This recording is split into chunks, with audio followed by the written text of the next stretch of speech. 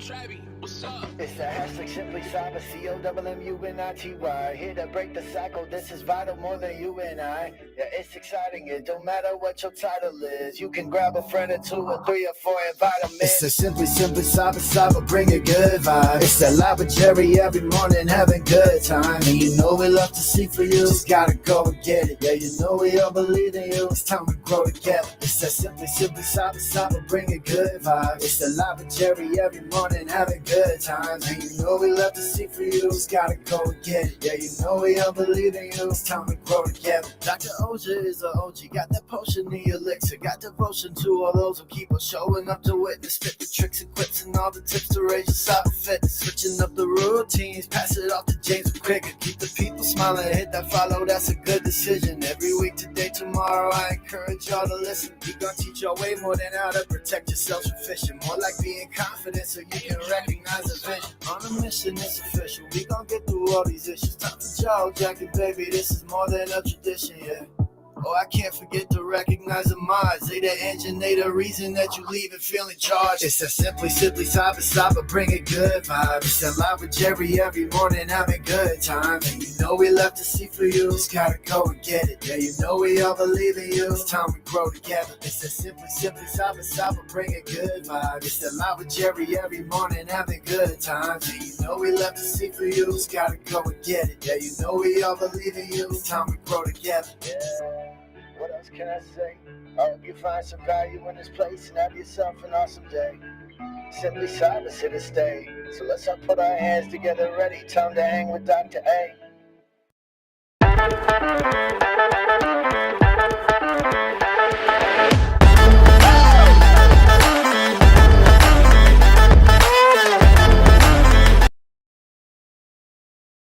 All right, good morning, everybody. Welcome to the party. Today is Tuesday, February 25th, 2025. This is episode 821 of your Simply Cyber Daily Cyber Threat Brief podcast. I am your host.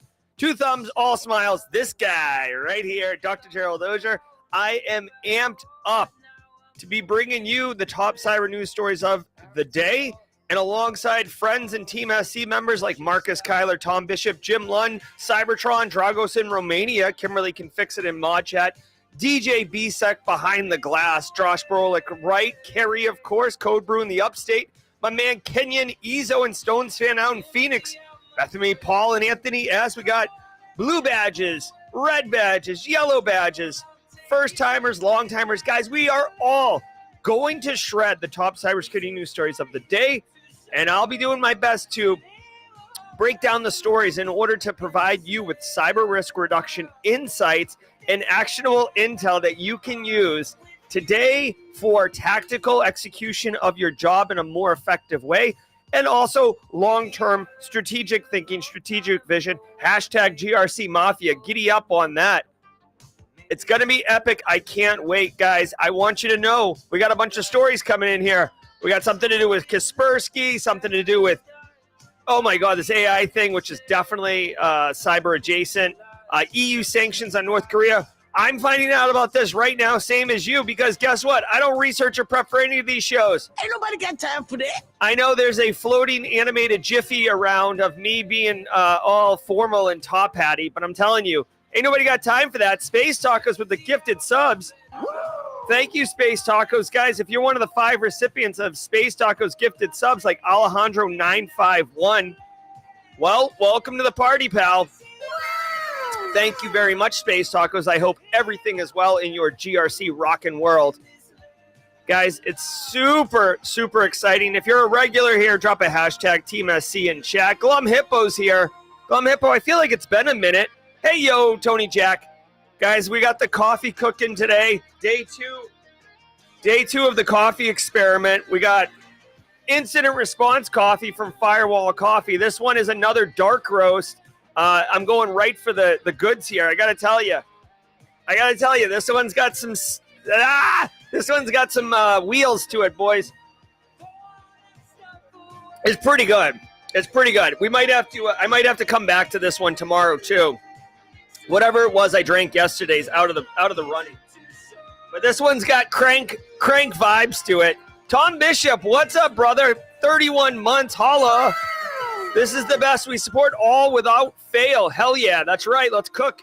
All right, guys. Now, before we get into it, I'm going to be in chat saying what's up to everybody in a hot minute, but let's take a minute, basically pay the bills, say what's up to the sponsors. Let's do that. When I come back, I'm going to tell you how this show is going to solve all your CPE problems. Let's do it.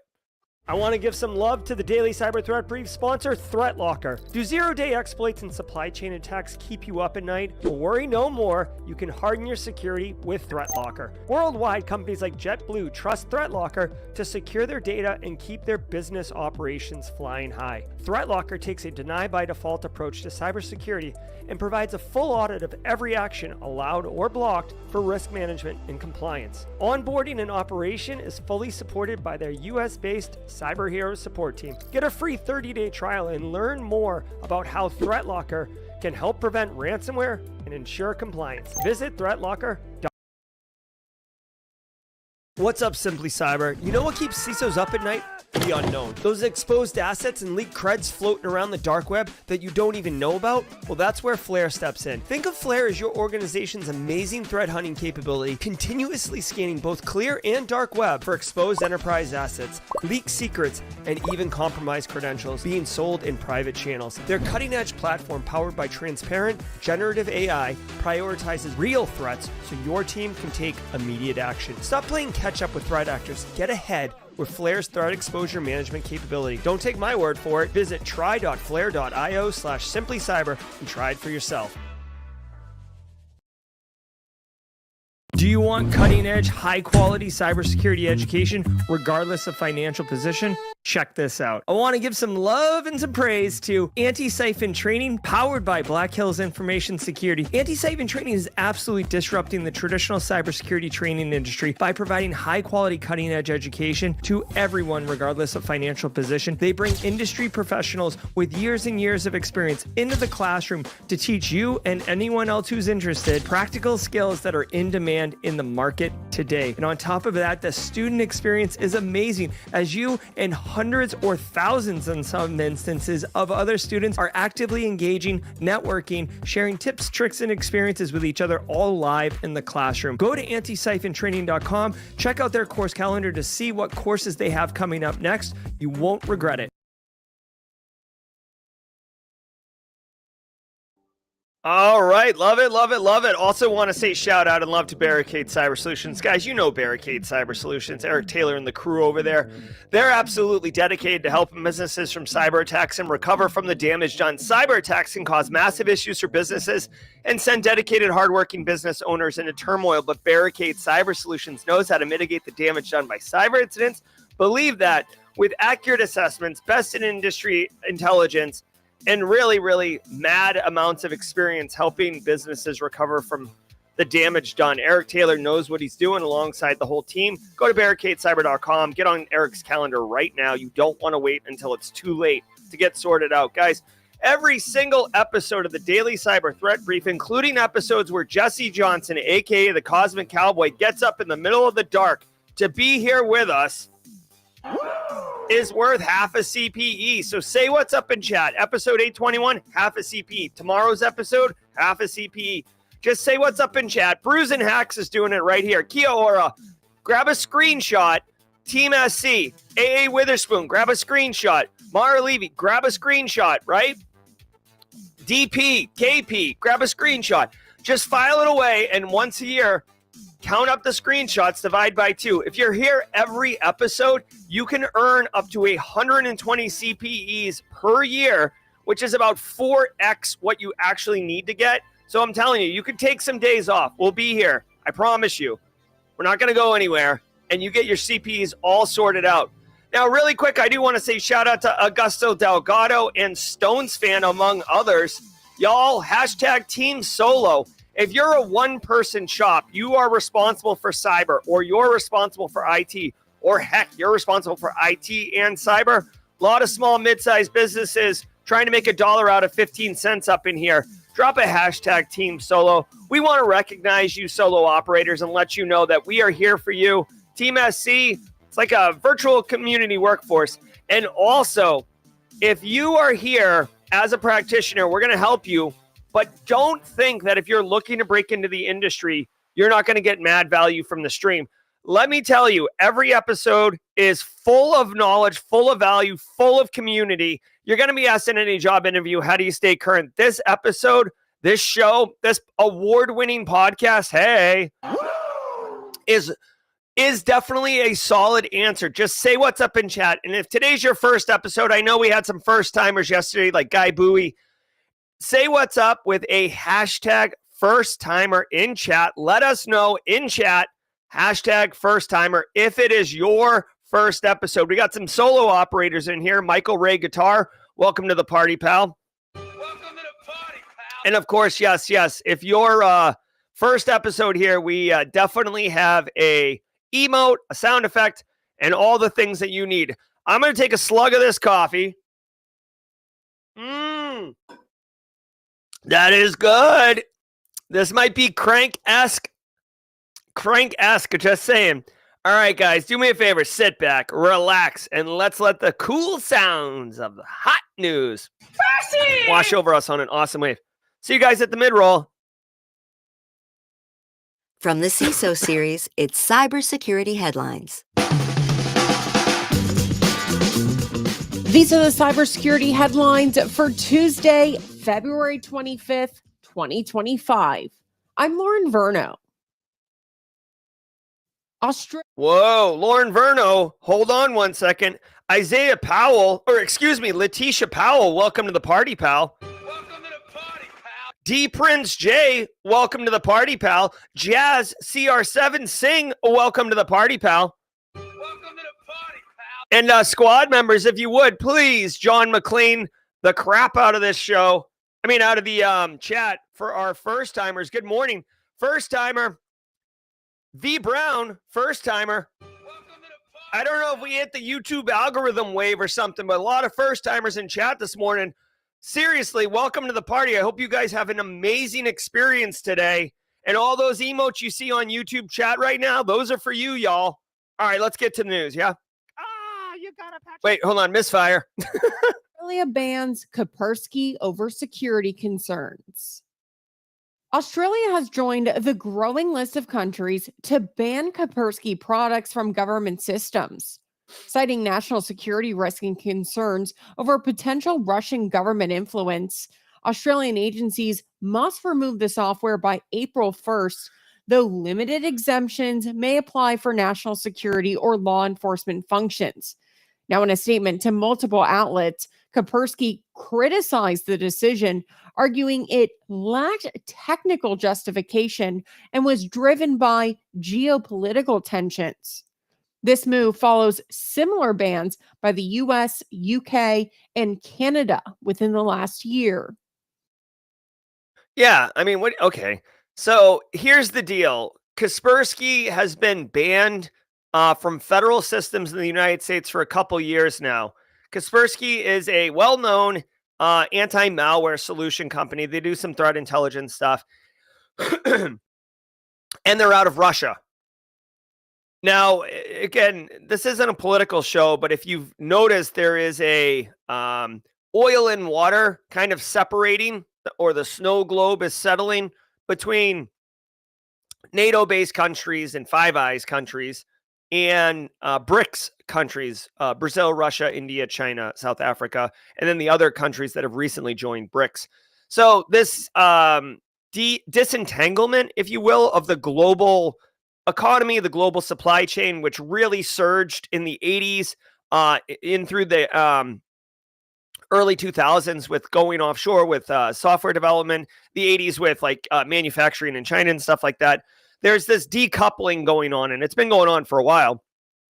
And this Kaspersky thing, the fear is that anti-malware, you got to remember, here's the deal. Anti-malware solutions, whether it's Kaspersky, CrowdStrike, Microsoft Defender, whatever it is, they need to run at a very low level with lots of permissions. Think about it. Your EDR solution, endpoint detection and response, or your anti-malware solution needs to be able to kill any process that's running because it could be malware.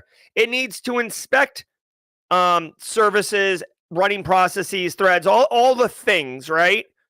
in order to do its job as like the police of your box. So that level of permissions and access given to malware is quite concerning because it can hide itself, right? The idea here is that this would be some type of espionage vehicle for the Russian government. Okay. Now Kaspersky comes out, obviously, and says, whoa. Like, there's no evidence to support this, but it doesn't matter. Okay. The government saying no. Now, what should not come as a surprise is that Australia is doing this. The Five Eyes countries, the intelligence collective of the United States, Canada, UK, Australia, and I think New Zealand, someone correct me if I'm wrong, they share intelligence, which is super valuable, super powerful, and super useful.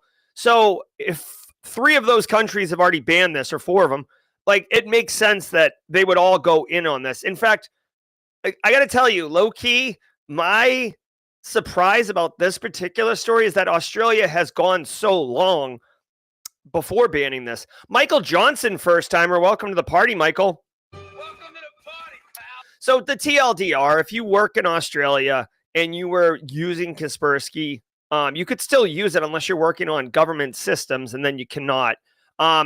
This is a rip and replace. The EDR market, frankly, the EDR anti-malware market is super saturated.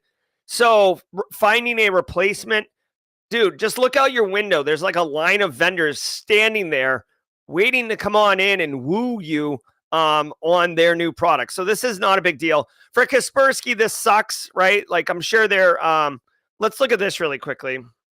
Kaspersky annual revenue last couple of years. Let's see. I don't know if this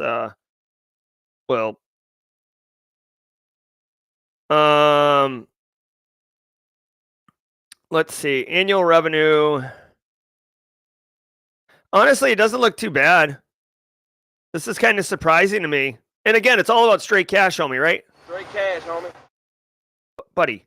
So Kaspersky in 2022 reported a $752 million revenue. Okay. And then in 2023, come on, internet. Ain't nobody got time for waiting for loads. Ain't nobody got time for that. Come on, man. I pay for like high-speed internet. In 2023, they made $721 million again, which is interesting because it's like literally the same amount. But so they're basically staying even, which is not great if you're a company, right? You want to grow, but these sanctions, these constraints are not necessarily crushing Kaspersky. I wonder if I could see 2024 revenue. Oops. I don't know if the 2024 results are out yet. Yeah. Oh, I'm sorry. So it says their annual revenue is 500 billion. All right. So I'm getting some mixed results. Basically, the TLDR here is what I'm trying to tell you is look at the annual revenues, right? You can have all this going on. Look at the money. Follow the money. The money is always going to tell you, especially when it comes to business or motivations. Like, the money's going to tell you what's cracking, okay? So TLDR, Kaspersky got banned in another Five Eyes country. Here's my surprise face.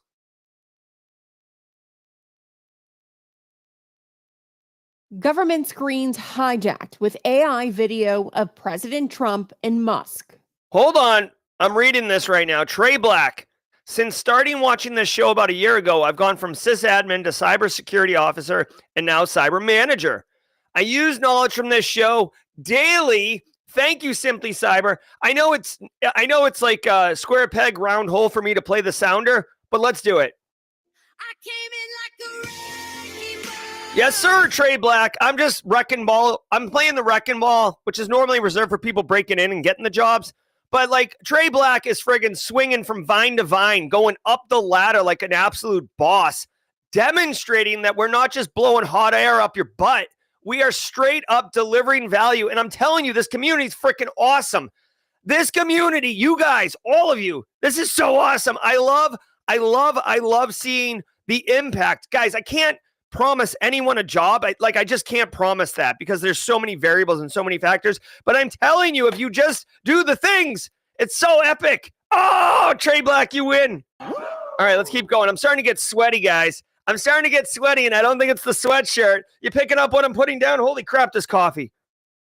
The Department of Housing and Urban Development employees arriving at headquarters on Monday were met with AI-generated footage of Donald Trump sucking Elon Musk's toes. Yes, I did not make this sentence up. The footage was looping on building screens for about 5 minutes. Now, staff struggled to shut it off, ultimately resorting to unplugging the TVs. Now, while a HUD spokesperson called it a, quote, waste of taxpayer dollars, it's unclear who was behind the stunt. But it comes amid growing resistance from federal workers to Musk's Department of Government Efficiency, or DOGE. All right. We do not talk politics on the show, okay? So this is, watch me do like cyber kung fu here, or cyber Wing Chun or Feng Shui or whatever. All right, so you didn't see this. I've seen the video, okay? You don't want to see it, all right? But basically, I'll just describe it. Well, actually, I think this title describes it quite well. Here's the deal. You walk into the main lobby, and they have these TV monitors on the wall showing, like, if you've ever walked into a federal building or a Department of Defense building, they usually have monitors in the hallway or whatever, and it has like a schedule of events for the day or like directory information so you know like where to go. It's basically like for informational purposes. It's like when you go to the mall. In Gen Z, the mall used to be like an inside store with a bunch of stores in it, and they would have a directory that you'd look at. It was like an actual physical map you'd have to walk up to, kind of like when you pull stuff up on your phone. It was like that, except you had to walk to it. So that's just a little Gen Z orientation. So these monitors are there. Now, I want to point out a couple things. One, yes, somebody created this AI video. Nothing weird about, I mean, it's a weird video to make, but there's nothing odd about that. What is funny is that they used Grok, which is the AI for X or Twitter that Elon owns. But then they put it on the video on loop. So listen, let me just break it down from a cybersecurity perspective. It was only on for 5 minutes. People unplugged the TV, so they addressed it at the physical layer. Problem solved. It didn't really impact anything. It's very likely that these TVs were on a separate network, like an IoT network or a guest network or something like that, and they were less secure. Also, it's quite possible these TVs were configured to accept some like screencasting, Google Chromecast or whatever, which would mean you'd have to physically be in the presence of it. So it's probably not that. A lot of these smart TVs can play files like MP4s or, just like presentations, like PowerPoint slideshows and stuff like that. So the TV, like even this here, right? This TV back here has a USB drive you can jam into it. This TV's on the network, right? So hacking this TV is not super, I don't want to say difficult, but it's an IoT device at the end of the day. So, it is what it is. Again, it's more about what was on the TV. I have seen, just really quickly, and I don't recommend anyone do this, but it is funny, I will say. I've seen it multiple times. Like I've seen if you hack the like a Department of Public Works, like the sign at construction sites that like say slow ahead construction work or whatever. I've seen that where it says like zombie warning.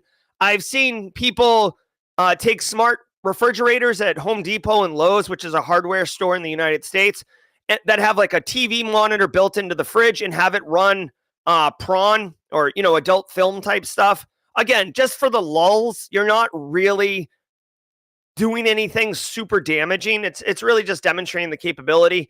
Now, I would say hacking the TV, playing this on the TV, this is a unauthorized access and technically could be charged with the Computer Fraud and Abuse Act of 1986, which is like the main law that a lot of attorneys use to charge individuals with crime as far as like stuff like this goes. So again, this makes big news because of what it is, but in reality, I don't want to say it's not sophisticated in attack, but it's like this has been done multiple ways. So it's almost funny, really, more than anything. This is like a digital version of googly eyes. If you go to if you go to DEF CON or Black Hat, someone will always put like googly eyes on like a poster of like, you know, whatever, Siegfried and Roy or whatever one of those shows are. EU saying, oh yeah, Augusta Delgado, 100%. While this is like almost benign and not really this doesn't have big impact per se. This is criminal. This is super criminal. Not only is this criminal, like it was on a federal information system, right? It's just a TV in the lobby, but it's still under the scope of a federal information system that the Department of Housing and Urban Development. So like, it's no joke. North Korean official linked to Lazarus Group. The North Korean Lazarus Group is making headlines for the second day in a row as the EU sanctions Lee Chang-ho, a top North Korean intelligence official, for deploying cyber units and personnel to support Russia's war in Ukraine.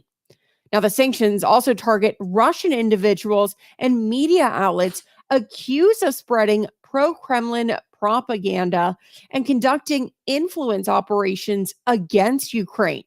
Now, this move follows previous EU actions against Russian state media and cyber groups, including hacktivists who targeted Western infrastructure. Now, reference to the Lazarus Group being in the headlines 2 days in a row, on Monday, researchers linked Lazarus to the 1.5 billion Bybit crypto heist that we reported here on the CISO series. All right. So, all right. I mean, okay. So if you didn't know, North Korea was in the news yesterday for stealing $1 billion. Hopefully some people went out and listened to the Bangladeshi bank heist. And then the North Korea, I don't want to say like loaned, but allocated human beings as soldiers into the Russian military campaign against Ukraine, right? So Russia is getting augmented staff from North Korea for soldiers in their military campaign. And I feel weird using like staff augmentation terminology for military, but whatever. And basically they're saying the European Union is sanctioning North Korea. Specifically, this guy, Lee Chang-ho, who's a 58-year-old, who's like basically a director of, you know, operations for the CIA of North Korea, basically. Okay. The guy's a power broker. He's pulling levers and moving pieces around the chessboard. Guys. Okay. European Union sanctioning North Korea. Can I just point out a quick fact? The reason North Korea, their primary GDP is cryptocurrency cyber attacks. The reason they stole $1 billion yesterday, the reason they stole $600 million from the Axie Infinity Ronin Bridge not that long ago, the reason they tried to steal $1 billion from Bangladesh like 4 or 5 years ago is because they have sanctions out the wazoo. North Korea cannot participate in the global economy like normal countries because they're sanctioned like all over the place. So like European Union sanction them even further. Like, dude, this is the equivalent of like me getting another identity theft protection from some company that lost my data. Like, throw it on the tire fire. Like North Korea, like sanctions. Put it in the back with the other ones. Dude, it's like storage wars, right? You see this show on Discovery Channel where they pop open a storage container that's been abandoned and then you get to like spy in it and then bid on it. You pop this one open from North Korea and just like sanctions like spill out onto the concrete and they're like, oh, you know what I mean? So like, whatever. I mean, you don't want to get sanctioned. But in North Korea, exactly, DJ Bsec, North Korea's like, come at me, bro. Like, hold on. Oh, I don't even have the sound effect on the board.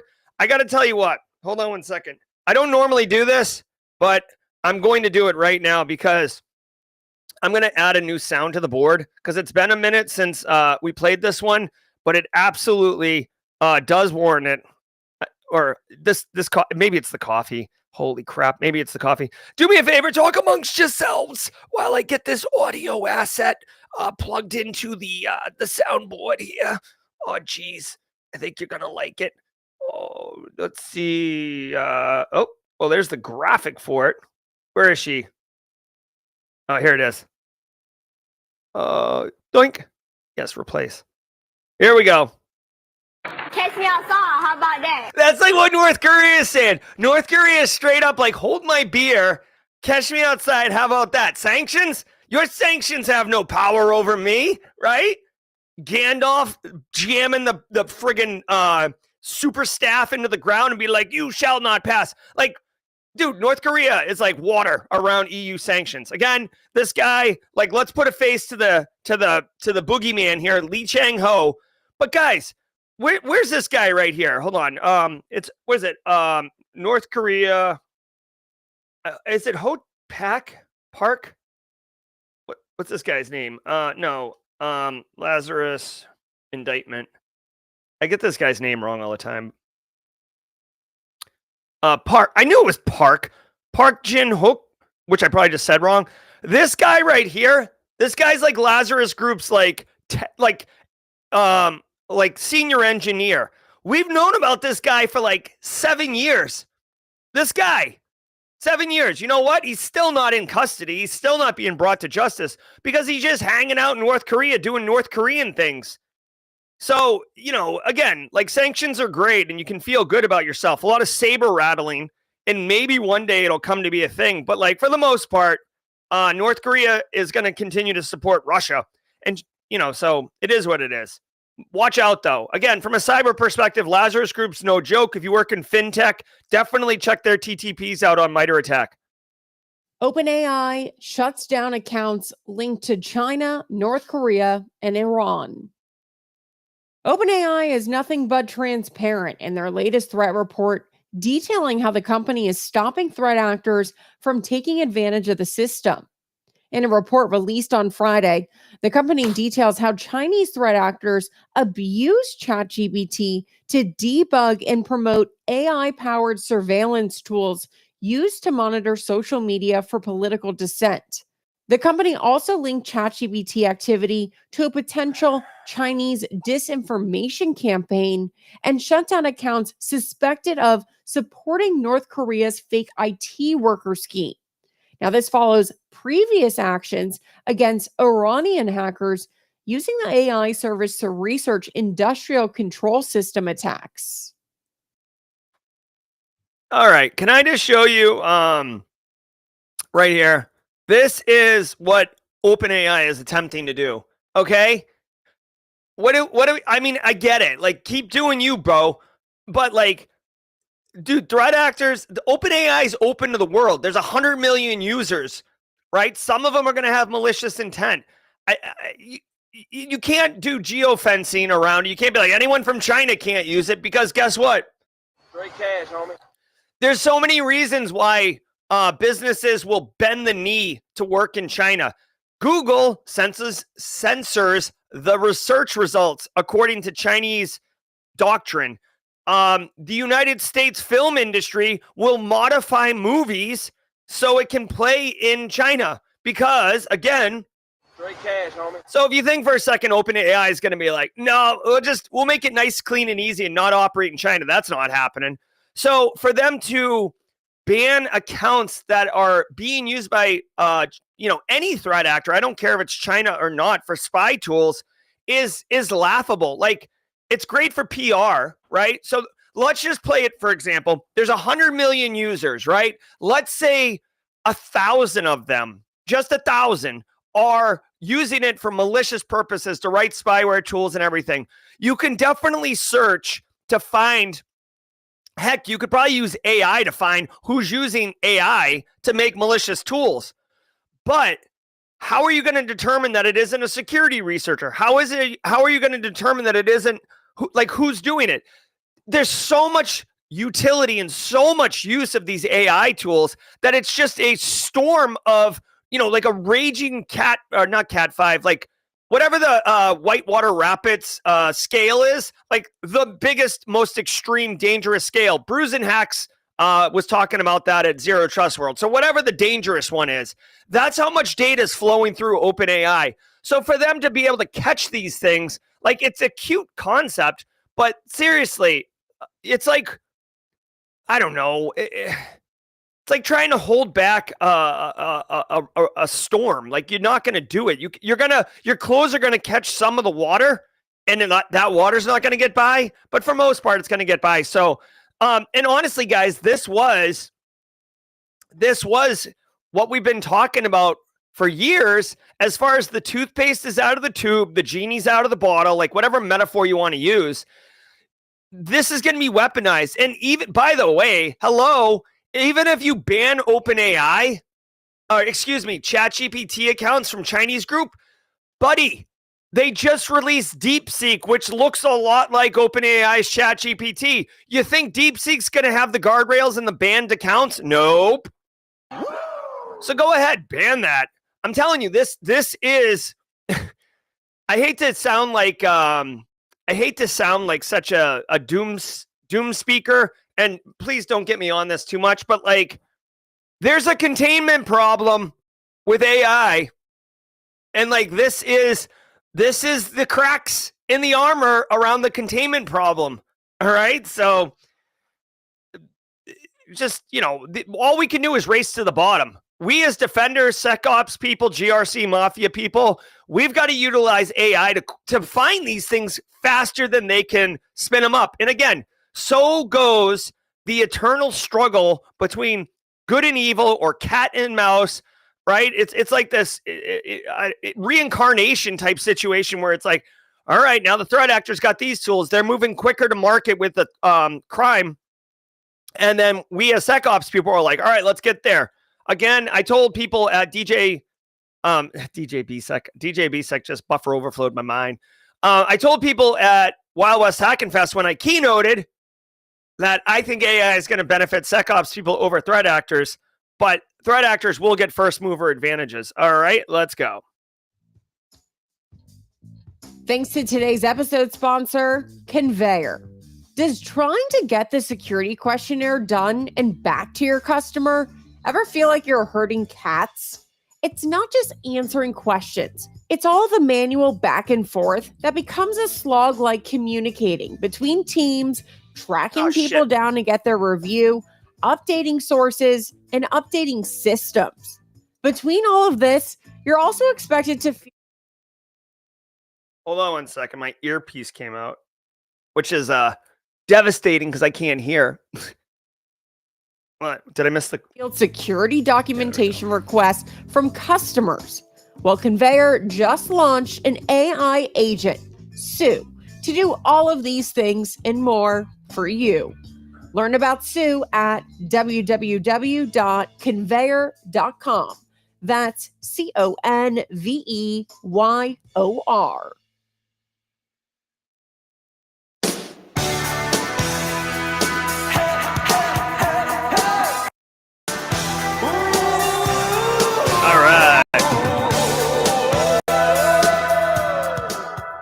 Alrighty. Yeah, sorry everybody about the swear. And first timers, you can see there's a swear jar there. Because, this is kid-friendly, family-friendly programming. And when my earpiece pops out, I lose all audio, so I have no context of where we are in the show. So, excuse me. Hey, Cam Godet. Good to see you. Hey. Guys, thank you all so very much. I really appreciate you. As I mentioned, every single day, I live and breathe this. Thank you. Thank you, Alpha Sierra. Thanks, Ellipsis. Thank you, Suyukti, Fred on and from Ghana. The mods, Kimberly, Justin, Joseph, Jenny, right, guys? It's just everybody. DJ BSec behind the glass. There's no amount of appreciation and gratitude I can share with you that would reach the level of appreciation and sincerity I have for all of you. It takes a village, y'all, and I'm grateful for it. Shout out to the sponsors, Barricade Cyber, Threat Locker, Delete Me, or not Delete Me, Antisyphon, Flare, Holler, Holler, Holler. Now, every single day of the week has a special segment, and Tuesdays is Tidbits Tuesday, where I share a little bit about me and see if you guys vibe. Oh, thanks, Ellipsis. Thanks, Agent 57. See if we vibe. Now, nothing really comes to mind right away on what's going on, but I guess what I'll say is I actually put together a CFP, or a call for paper, for Wild West Hacking Fest. And I'm like, I guess they're going to open in 2 weeks. So the CFP isn't even open yet, but I'm chomping at the bit. I can't wait to go to Wild West Hacking Fest and speak, or hopefully speak. I'm going to try to submit the same talk to Black Hat. And also, guys, we've got the team meet up in Vegas. So I guess the Tidbits Tuesday is I'm starting to look at speaking opportunities, and I hope you are too. Let me know in chat if this year is the first year you're going to submit a CFP and speak at a conference. I strongly, strongly recommend it. Let imposter syndrome get punched in the mouth and get going. Holla, holla. I know that's a weak Tidbits Tuesday, but I appreciate it. Here's a quick Tidbits Tuesday too. I got back into running, thank God. I love running, and I'm actually going to be running downtown Charleston today after I teach at class. Jamie Flex here. Nice. So a couple of the Tidbits Tuesday. Hopefully you guys vibe on that. Let me know in chat what your big plan is for 2025. Getting past Zero Trust World, I just started looking at the rest of the year. All right. What do we got here? We got 17 seconds until Alpha Sierra leads us. Alpha Sierra lead us with the la la la la. IT career question, Zach Hill in chat. Love myself some Zach Hill. Hopefully everybody's doing the Antisyphon training, or those who want it from John Strand. Free, pay what you can. Alpha Sierra drum major, please lead us. We got about 2 seconds, Alpha Sierra. Let's go. Everybody knows the words.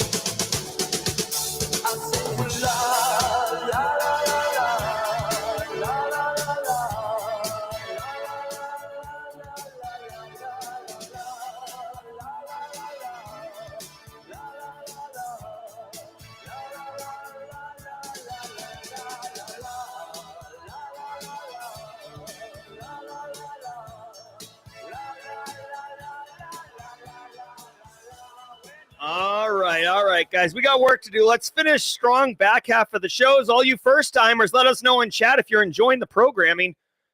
I hope you are. Let's go. Info stealing malware surges. Hackers are ramping up the use of information stealers like Luma and ACR Stealer, often disguising them within cracked software. And Joe Learn CS Super Chat. Time to give back for all the help Team SC and Jerry have done. Hold on, let me read this. Have done me. Specifically, I just got promoted for year 2 of 2 as a practitioner, and this stream is a huge part of me getting there. Thank you. Ladies and gentlemen, we are, the coffee is flowing strong. I'm a bit liberal with the wrecking ball today. Joe Learn CS getting promoted banger after banger. I came in like a wrecking Yes, sir. Joe Learn CS, thanks so much. And Joe, thank you for sharing your wins and your experience with the community. One, so we can all celebrate your hard work and accomplishments, Joe. And also, Joe, you may not realize it, but definitely inspiring others in the community to achieve their own career goals. Awesome, Joe. Thank you. leveraging services like Telegram and Google Forms to mask their command and control infrastructure. Meanwhile, attackers are exploiting a Microsoft Management Console MMC vulnerability to deliver the Radamanthus stealer and using chat support platforms like Zendesk to distribute Zong stealer.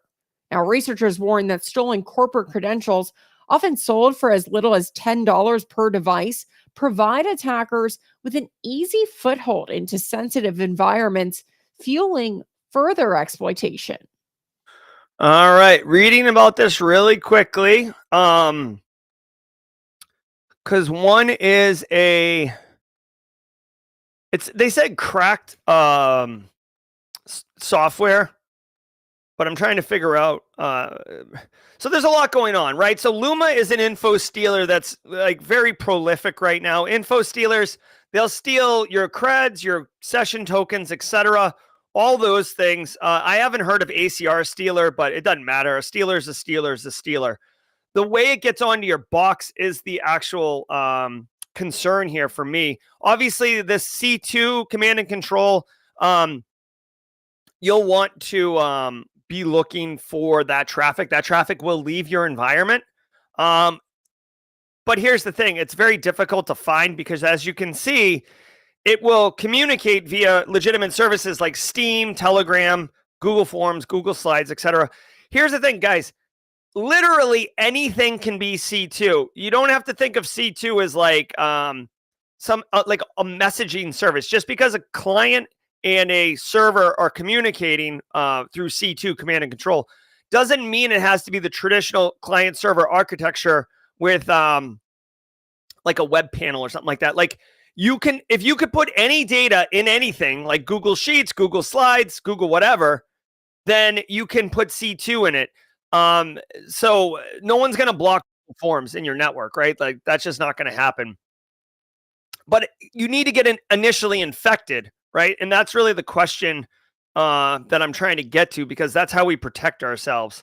All right. I know GRC Mafia, we live in left of boom. So that's where I want to deliver, but hold on. All right. So there's a technical exploitation of a Windows DLL file. DJ BSEC, hold on. Let's do this really quickly. So DJ BSEC, my friend DJ BSEC, has a cool tool. If you go to djbsec.github.io, he's got this CVSS score web application. So we'll get the results from that. All right, so here's the initial infection.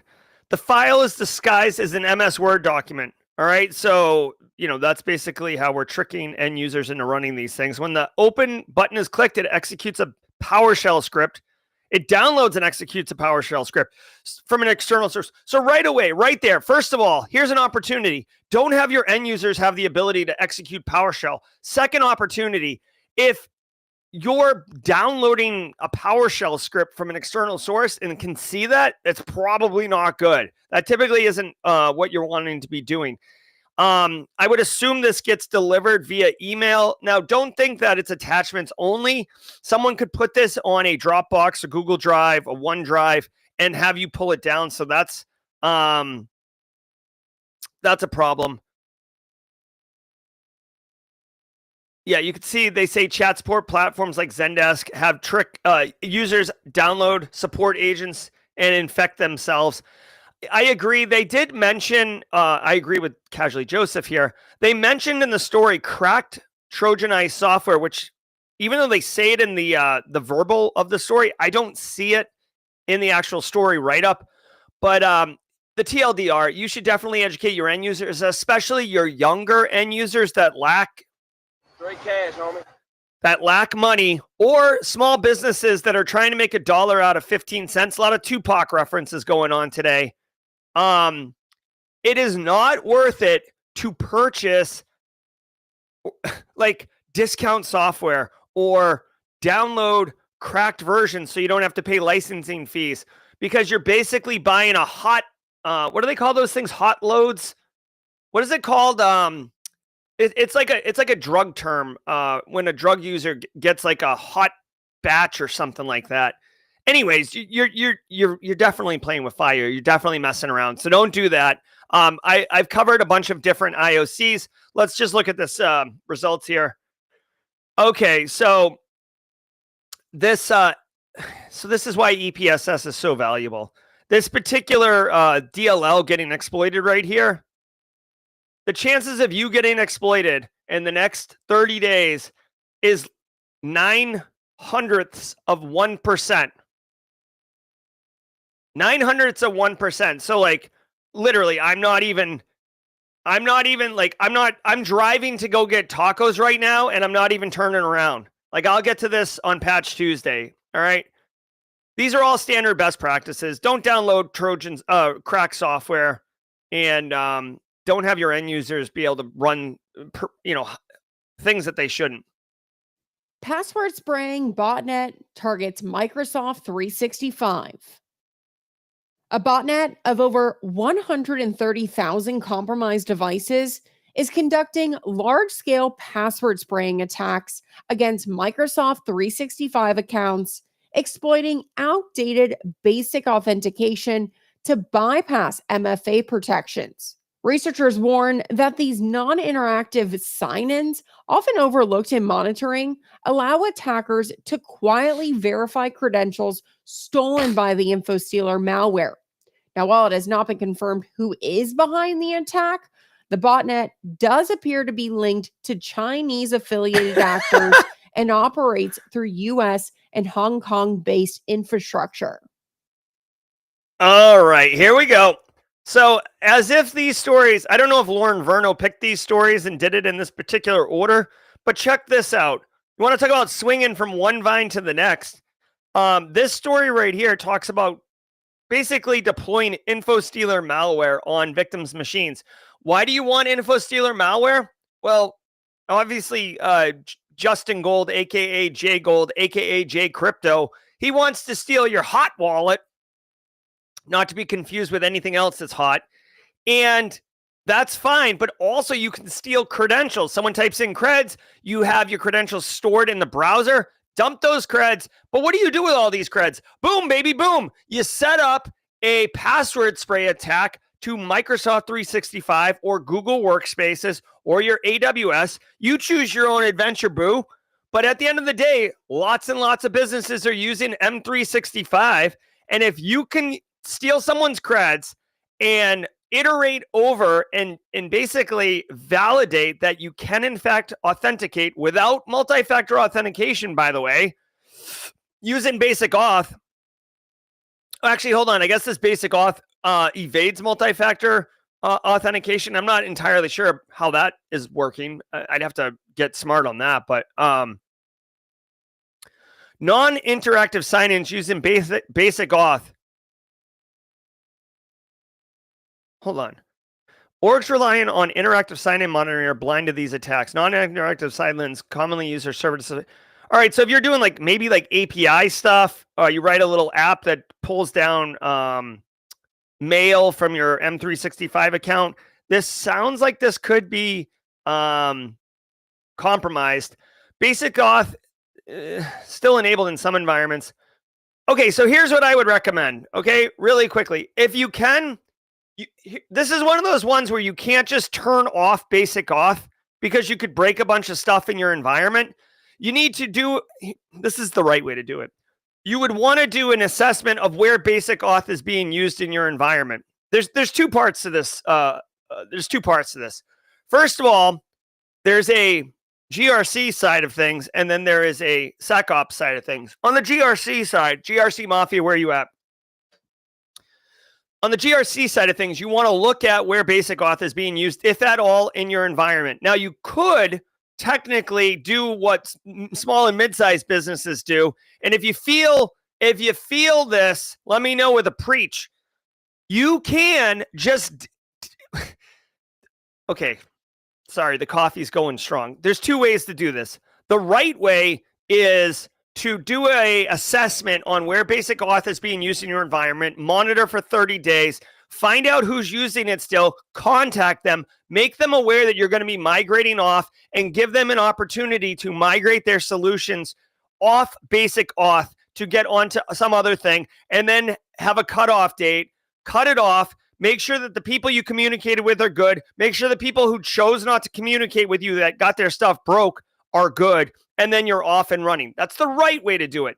Now, the wrong way to do it, but I've seen this a million times, is to just cut it off and wait to see who complains, right? Because the reality is, you can send out 500 emails about, hey, this is coming, this is coming, this is coming, and people will ignore the emails. The second you cut it off and it no longer works, you better believe they're going to call the help desk. They're going to call you. They're going to want action. So some places will say, just cut it off. Instead of waiting 30 to 45 days to do an assessment, just cut it off and see who complains. Also, I want to point out, it's not a bad option if you have top level support. The reason it's not a bad option, honestly, and I feel like a lot of people are going to feel seen right now. So drop a preach. This has happened to me. I'm sure it's happened to you. DJ Bisek is probably losing his mind in chat right now. You can send out all the messages. You can go to all hands meetings and make everyone aware. You can tell them, hey, we're rolling multi-factor authentication out. Hey, we're getting rid of basic auth logins. Hey, we're going to be migrating to whatever. You can tell people till you're blue in the face. You can make tutorials and walkthrough guides on how to transition to the new architecture or whatever.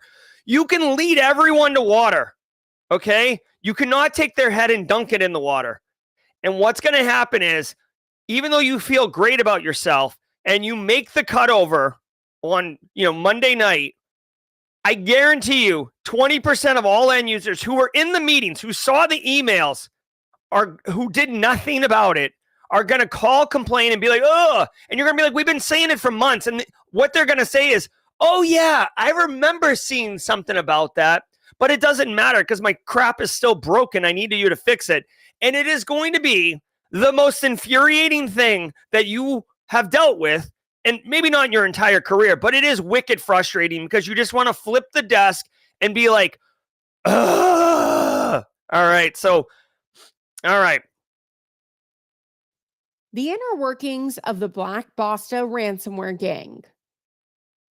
Leaked chat logs from the Black Basta ransomware group, which were exposed this month, offer valuable insights into the group's internal operations, tactics, and tools.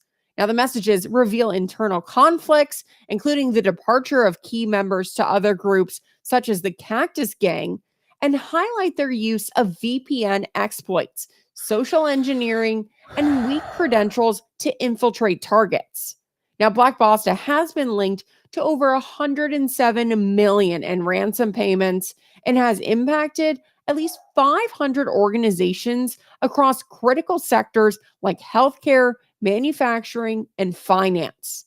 The leaked information is being used to prioritize detection and hunting efforts while also revealing how a ransomware group's organizational hierarchy functions and the roles its members serve. Yeah, I saw this the other day and loved it. Okay, so Black Basta is a major threat actor, but they've kind of gone, I don't want to say dormant, but they've definitely declined quite a bit in the last maybe, 3 to 6 months.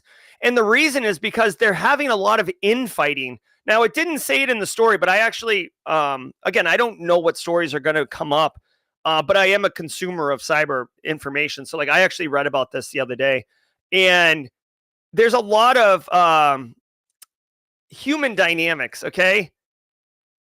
Okay, so Eric Taylor's confirming, yeah, Black Basta's imploded. Basically, their leadership got greedy. People were screwing each other over. It's a whole thing. We've only seen this one other time with Conti ransomware, which imploded. Conti ransomware imploded in March of 2022 because half the gang was Ukrainian and half was Russian. And basically they came out and said, we stand with Russia. The Ukrainian side of the group got pissed off and they blew up the thing and leaked all the data. So we have all this information.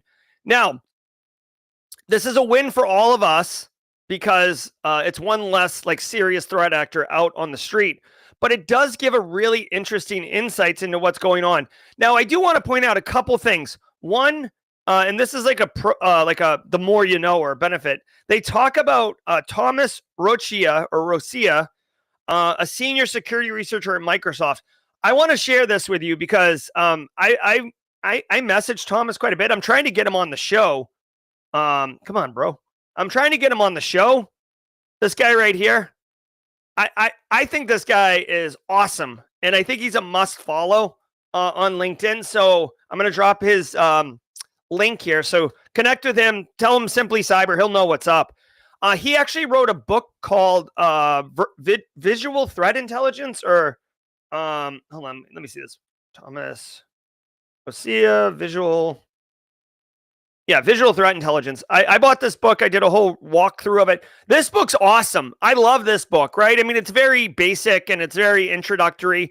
But if you want to understand threat intel, this book is really, really nice, straightforward. What's really cool is a good use of AI. Thomas took the messages and just dropped them into generative AI and started querying them. This is a really great utility of Gen AI to be able to quickly assess and understand large corpuses of data. So I think that that's interesting. He obviously pulled out a bunch of IOCs like IP addresses, domain creds, etc. You can go pull these IOCs and put them in your environment and go threat hunting in your environment. Chances are you don't have those IOCs are probably burned at this point. Take care, Justin Gold. They're probably burned at this point, but it's not a bad exercise if you're looking to get into threat hunting. I will tell you that the final thing I'll say is what I read in this is that even though they exploded and there was a lot of political infighting, they're still humans and they still want to make straight cash, homie. Straight cash, homie. So what I've read is that some of the threat actors that did not like how leadership was being run at Black Basta have defected and joined other gangs. Like Akira ransomware has picked up some of Black Basta's operators. So it's just a shuffling of the pieces on the playing board. We're not actually getting a win here. There's just been a lull as the threat actors kind of reorganize themselves. Google welcomes QR codes, says goodbye to SMS. Google is planning to phase out SMS codes for Gmail authentication, replacing them with QR codes to mitigate security risks such as phishing and SIM swapping attacks. The reason behind the phase out, a Google spokesperson says SMS codes are often at the heart of many criminal operations, including one called traffic pumping, which Google has seen a surge in over the last few years. Now, don't expect the transition to QR codes to happen all at once. Google says they plan to reimagine how they verify phone numbers over the next few months. All right. I don't know what traffic pumping is. So this is a scam. If this is like the, hey, you have a toll that this looks like it's like the text messages that say you owe tolls. Basically click here to pay your toll. This is a lot of like paper cuts and fraud like that. The toll fraud in traffic pumping has nothing to do with the multi-factor authentication to log into Google services. So I don't even know why they mentioned that. SMS is it is better than no authentication, multi-factor authentication at all. But we are seeing biometric type codes being done, like use your face as a second authentication. You still have to bind that to your account. We've seen hardware keys in the past. Again, threat actors can do SIM swapping and steal your text messages. So that's certainly an option. I would just say, whatever. I'm like all about it. Like Google is making headway on improving security. They recently required everybody to use multi-factor authentication for their Gmail, like forced it on end users, which I'm totally grateful for. Basically protecting people from themselves. The thing is, people want to use these services, and if you introduce a little bit of friction, they're going to continue to use it because they have vendor lock-in, right? Even though you're just a regular consumer. So I like that Google pushes this boundary and requiring it. They're Fortune 5 rolled out slowly and thoughtfully, and it'll be fine.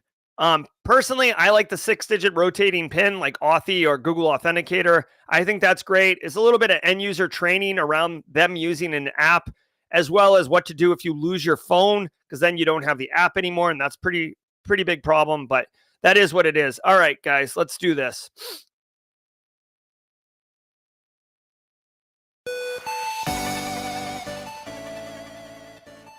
All right, y'all. Guys, I got to tell you, holla. We had a great show, episode 821. Today is Tuesday. Don't go anywhere because we are going to be joined by one Eric Taylor of Barricade Cyber Solutions. This company right here, this guy right here, this guy. He's going to be doing jaw jacking, which is basically a 30-minute Ask Me Anything show, but it's really Ask Eric Anything, where he will be able to help you and mentor at scale. So if you are, working in industry, looking to break in industry, looking to level up, all those things, Eric's here to help you. We have a great community. Other people in chat definitely trying to help everybody level up. We've seen people like Joe Learn CS getting promotion after promotion. We saw a couple other people today, Trey Black celebrating his wins. Guys, if you got wins, drop them in chat. Seriously, it is inspiring to everybody. I'm Jerry from Simply Cyber. I got to go teach the Citadel cadet students about whatever. I forget what my lecture is today. I got to remind myself, but it's going to be good.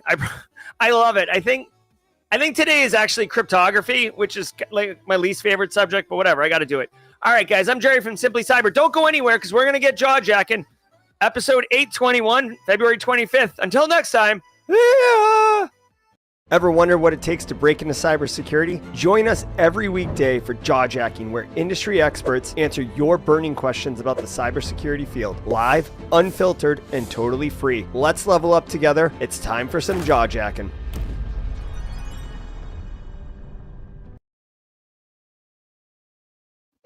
What's going on? Hopefully everybody's doing well. Have you missed me? I've missed each and every last one of you people. Way overdue for getting a little bit of spice going on in our lives.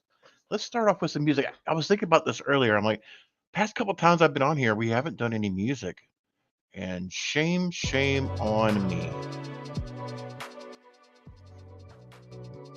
There we go. A little ambient chill hop is what Restream is showing. Bear with me a second while I mute my darn phone, because it is that time of day where things just go crazy. Is the audio cutting out for anybody else? Let me know. Is my audio good? Mods, let me reopen up.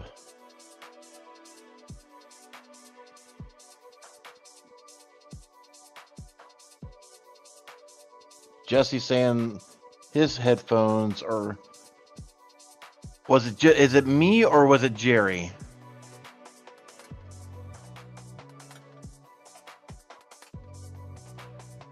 Mute the audio. Yeah, let me. Maybe it's the music. Can y'all hear me okay now?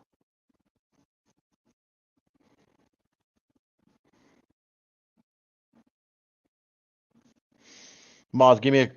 Yeah, you're good. Okay, so I guess it was the music. Let me just try to do a little different music real quick.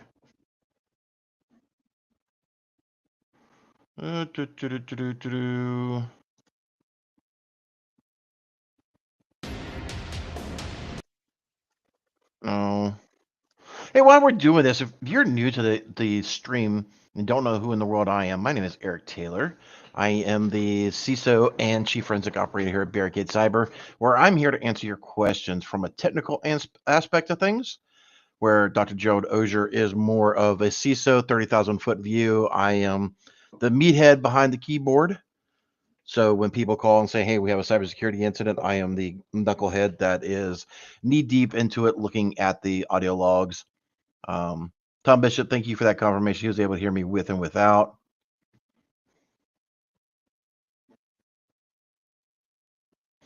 Kimberly Can Fix It is picking on me, saying I should turn it off and back on again. If you have any questions...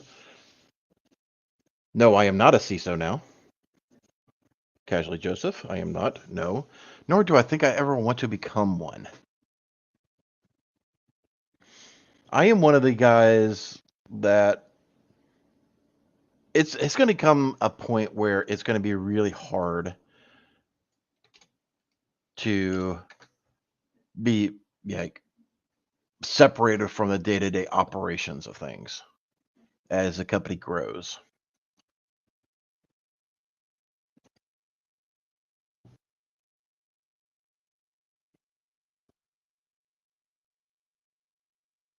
Oh, Kimberly said she turned it off and back on again and stopped glitching.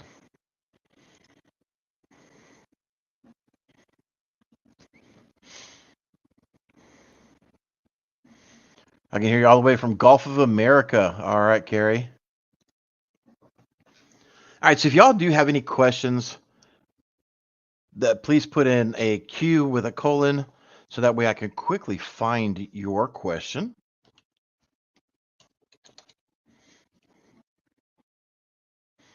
I feel like Alec Baldwin on his debut of a podcast. Are there any questions, Alex? No, there's no questions right now.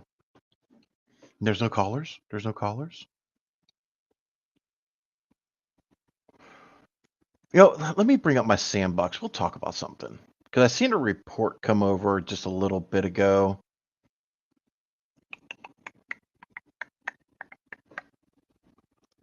Bear me a second.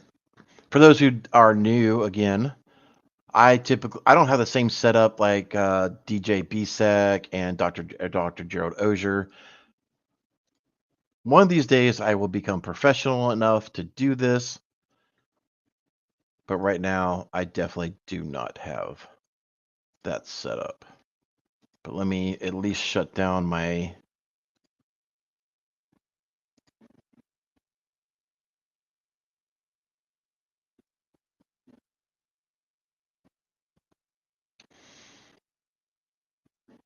So many notifications going on today. All right, so this may get triggering.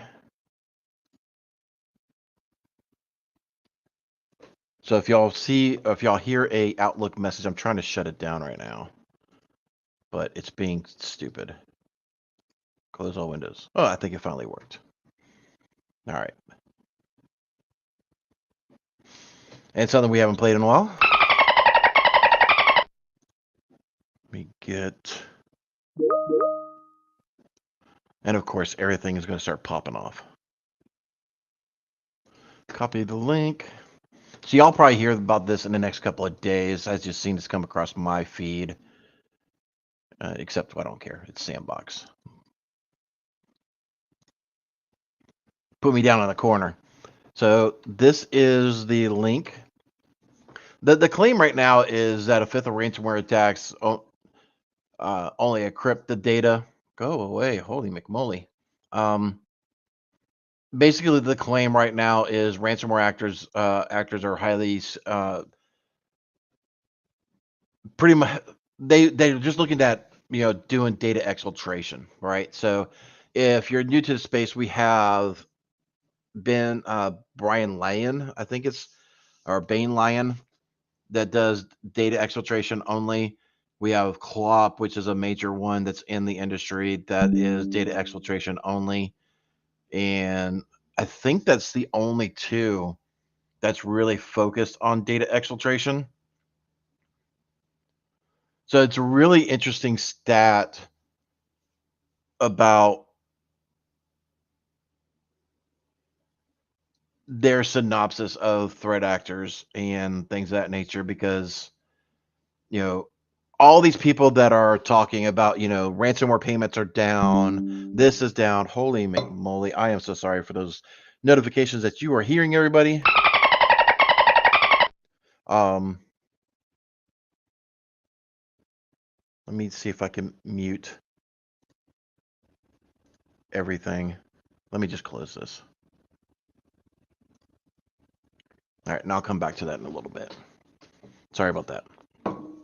So it's really interesting to see their claims on this. A lot of these things I always hold with a grain of salt because, as you can see here in the article, there's no real links. It's talking about the Avanti vulnerability. It's talking about another one where breakout time accelerates to 22 or speed up to 22%. And, this one I hold with a grain of salt as well. So, okay, let's have story time, ladies and gentlemen. All right. If you don't know, there are dark websites that are out there that completely do nothing but sell access to an environment, right? They will literally say, hey, we got an environment, 110. Well, they typically say US or Ukraine or wherever the geolocation of the organization is, or if it's a global, they'll say, hey, this type of company, typically the industry, manufacturing, healthcare, whatever. They'll say like how many devices, kind of what level that they have access to, and they may throw in the EDR that they are using, and they're selling that access off either with, because of the CVE that was exploited and they got access to it, whatever the case is, but they have credentialed access into an environment that Akira Lockbit has been known for it. Basta has been known for it. Of course, Clop has been known. A lot of the threat actors have been known to buy up those, because during threat actor communications, when a payment is actually made, they will state, we bought the creds off of a dark website. They never say which one, whatever the case is, but they tout that 9 times out of 10. So I don't know where this 22%, I think if I'm putting my my forensic hat on, because we've typically seen quote unquote dwell time from when the threat actor, the original threat actor broker, has infiltrated the environment. They're going typically very low, very slow, not to set anything off, because when they sell this, thank you for pronouncing. It's pronounced Ben and Leanne. So Ben and Leanne. So, okay, thank you. As I've always stated, Don Phonics never worked for me, so I greatly appreciate that, Miss Alpha Sierra. So they have that dwell time to try to get as much, because they're going to want to sell it off and get the most amount of money they can for that procurement.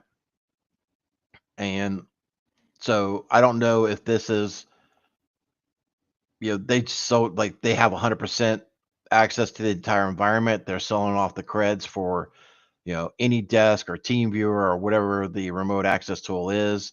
And they just have to go in, do their exfil, and, do the encryption. Then yeah, possibly the threat actor activity is definitely a lot better or a lot faster.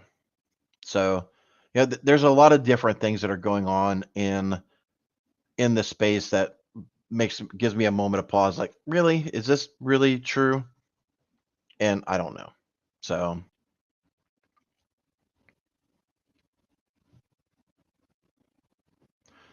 let's see. For Blue Team, looking to break in with no experience, better to be a generalist or specialize in a domain like access or IAM, supply chain. Right now, you need to be a generalist. Right now, you definitely need to be a generalist, because you just don't have any of the expertise. You'll get expertise, and then you'll find out what you're passionate about. Firewalls, network infrastructure, cloud, .NET, Python, Power, whatever the case is. You'll find those things that you want to get passionate about, and you can be very focused on those type of things. So go in as a generalist and then move on from there. Let's see.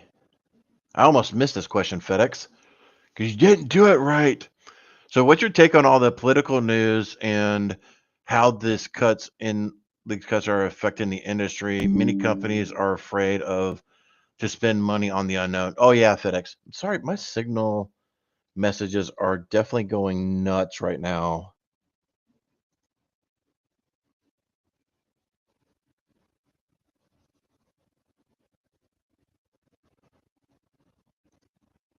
Quit signal. All right, we'll get back to those in a moment. There's a lot of uncertainty in the industry, not just the industry, but as a whole. And I'm trying to tout the line, to make sure this is not a political show, FedEx. You know that.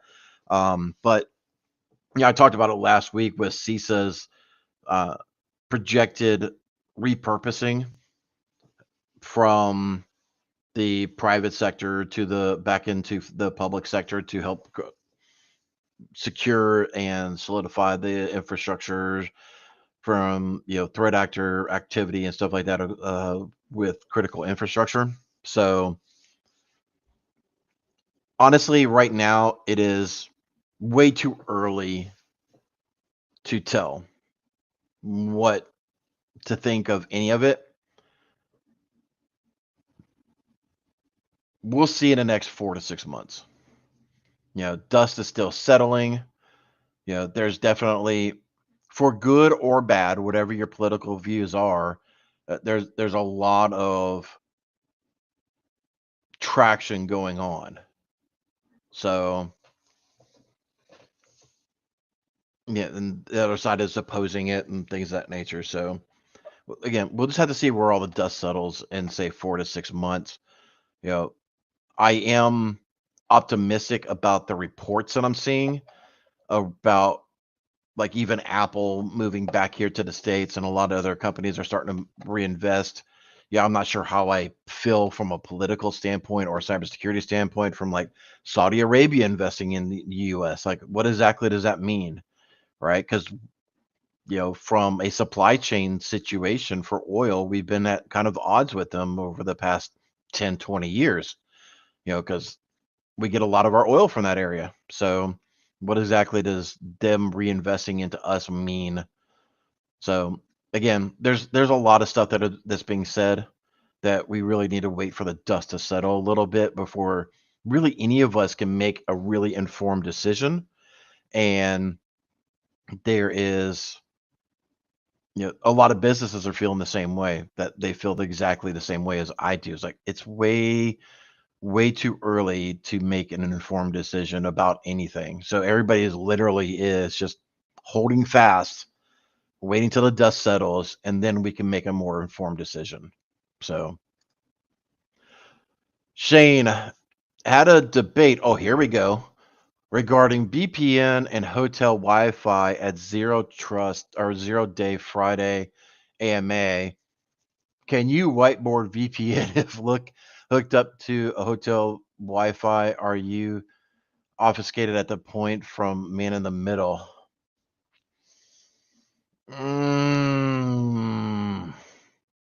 Shane, are you?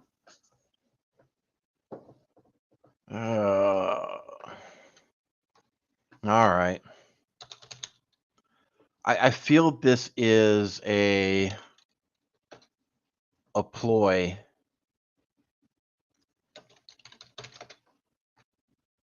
for a haircut fish. All right. But I will play along, Shane, or haircut fish. So we'll do this. We'll move this around. All right. So got a debate about VPN and hotel Wi-Fi. Okay. So again, I suck at drawing as well as hooked on phonics. Where is my pencil? There we are. So you are in a building. Yeah, let's make your building bigger. You're in a building, right? We'll name this hotel. I almost need to, like, talk with Network Chuck or something like that, because I've seen some of his videos where he's just doing a pen and he just does a lot of cool stuff, right? You're in there, you got your computer, right? And you are connected to Wi-Fi to an access point that goes off to a network. So you're going off to your access point. This goes off into cloud. Again, I feel like I'm being trolled for haircut fish. And yes, anybody, theoretically, you could have, bad actor over here sniffing the traffic, right? And watching everything that you're doing, right? So does a VPN help you? Yes. So if you put, your VPN software and This is not a sponsored video, but the first one that comes up because it's all over the ads lately is Nord. So, if you watch any YouTube video lately, it's, half of the people are sponsored by NordVPN. So that's just why I'm doing this. So, if you install Nord, literally it is brokering a shell, if you will, all the way around and encrypting your data, right? So again, very sketchy drawing, but we're just going to put this as, you can't see it. So now bad guy can't see your truly encrypted traffic going off to the network. So in theory, yes, your data is obfuscated. Other people in the network cannot see what you're doing because you have your data encapsulated, right? So a lot of times when you do a handshake like to google.com, you say, hey, Google, and Google says, yes, this is me, but I want you to use, SSL. Here's the SSL information. And then it goes up. So it's a plain text, then it gets encrypted with SSL, which is not a real sophisticated encryption these days. Especially with Let's Encrypt and things of that nature, it's really easy to mimic another certificate. Thankfully, browsers are very good about detecting those certificate, the cloning of certificates and things of that nature. So, but yeah, hopefully that crude analogy works for you. If not, let me know. If you're on the Discord for Black Hills, I pop in there a lot of times, and people can maybe draw a better one, but theoretically, yes, your VPN will secure your traffic. And I see the Dolphins.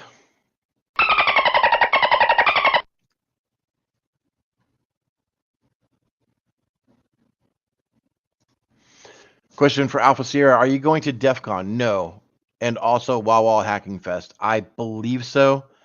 So we're having a little bit of shift up in the company. I'm not sure what that poses, if just one of the team members is going to Wawa Hacking Fest, or if both of us, or multiple, I don't know what's going to happen. But we are a black sponsor for Deadwood, so we will have a presence. I don't know if I personally will be there, so but time will tell.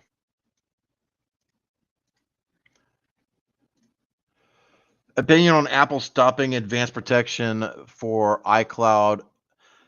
Oh, excuse me, goodness, got the hiccups. iCloud amounts in Europe. I don't have an opinion on that yet. I've seen some articles coming around, and I've also seen some people already, figuring out a way to re-enable the advanced protection so that way they can keep their devices more secure. I think I don't know enough about the topic to speak intelligently to it. I'm not exactly sure what advanced protections were turned off. Is it like all advanced protections and you're left with the AKA basic? There's a lot of stuff. I need to do some more research and understand the issue a lot better than what I do now. So if you want to save that for next Tuesday, I will do my homework, because it is on my radar to figure out what in the world is going on with that. I just haven't had a chance to really dive into it and fully understand it at scope. So I'm not sure what the EU is trying to, do, if it's something with GDPR, which I can't imagine. Again, I'm not 100% sure. I need to do some more research before I can speak intelligently on that one. What are some red flags and SIM alerts that indicate real threat? Here's two. If you're not doing it, it's really low hanging fruit that you really should be doing. New services installed and new applications being installed. If you have, a clean running network and environment, and you actually are implementing change management, why are new services and applications being installed? You should be looking for both, because Windows does not always register properly an application has been installed. So having, a service installed is a good detection, right?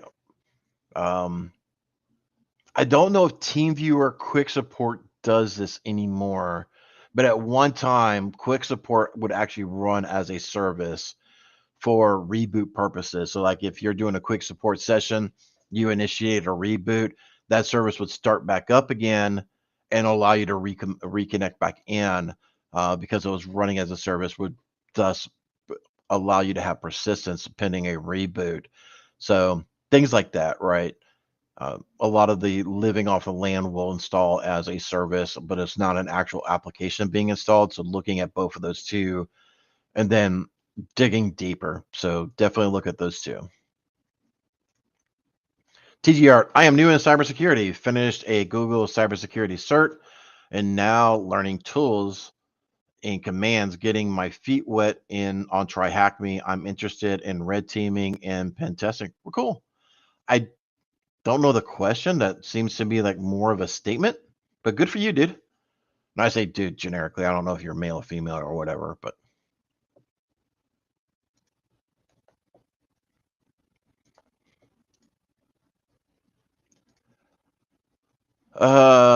does the negativity of the cyber news every day ever get to you, or in a way do you have to learn to enjoy the challenges and problems? A little bit of both, Blaze and UP. It gets disheartening a lot. It's like same vulnerability, different applications. Like nobody.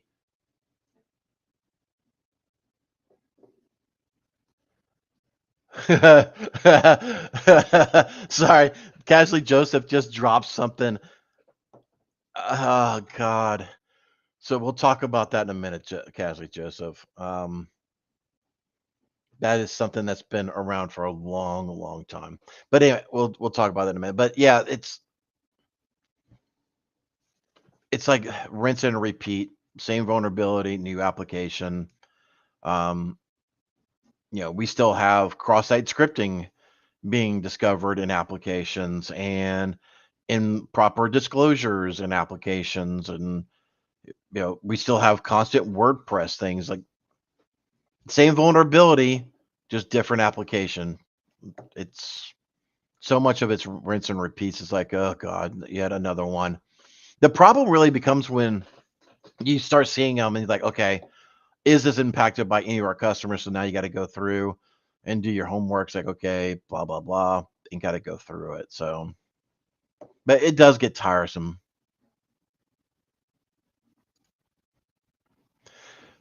Angular asks, does zero trust ever offend anyone? I've never seen it offend anyone. I've seen it piss off a lot of people because I just want to freaking connect.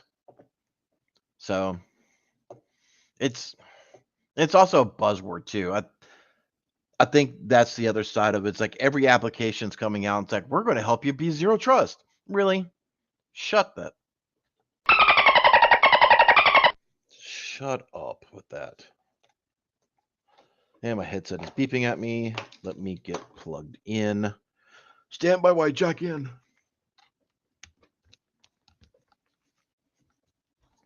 All right.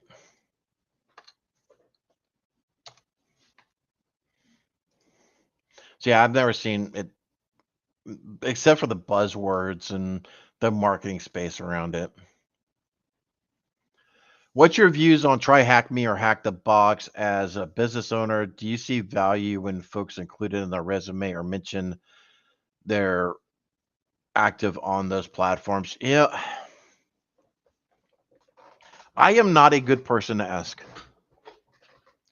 I know Try Hack Me has a DFIR tool set with it now. Maybe Hack the Box does as well, but I don't know enough about them.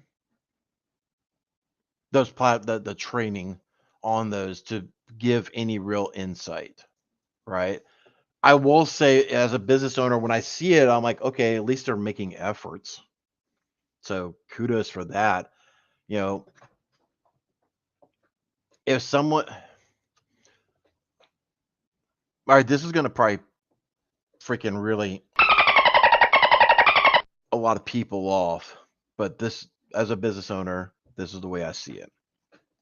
If you're coming to me to get entry level in digital forensics and or incident response, and you have just try hack me and hack the box on there, I'm not going to hire you. I'm just not.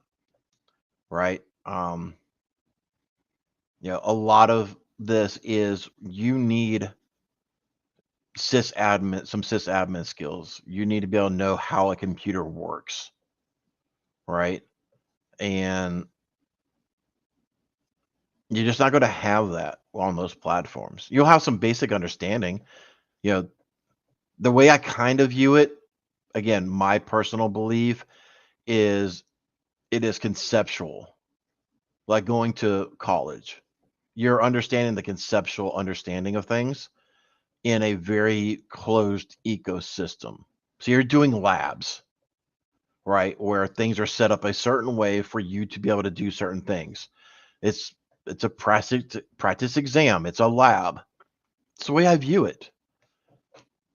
And it's like, okay, great. You got some practical experience in a lab environment. Okay, great. Do I hold that better than somebody who doesn't? Sure, absolutely. On those type of situations, if I'm going to interview you, I'm going to want to see the passion and the drive in you. It's like, okay, this person just he or she has the drive. They're passionate about it. They're doing extended labs, practice exams, things of that nature, like you're in school for become a lawyer, doctor, pick your competitive thing there. And you know, maybe this person's worth a shot, right? Do it all the time, you know, but you got to have the passion as well. So, yeah, I'm not saying it's a complete deal breaker because you only have those, but you know, I'm going to be looking at other metrics than just that. Sorry if that's a little bit of a bummer to you, but it's just the way I personally see things.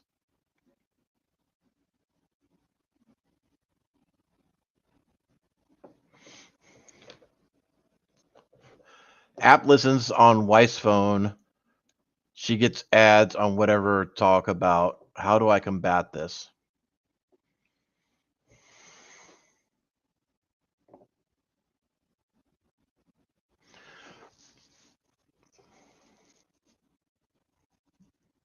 To be honest with you, outside of tinfoil hat of putting your devices in another room, you can't. You know, we've seen it for years now where, you know, Facebook, you know, will somehow or another, or your phone's natural detection, hey, insert phone type here, is always listening. And Facebook, Google, all that is able to ingest that metadata and be able to serve up ads to you. It's just the way it is.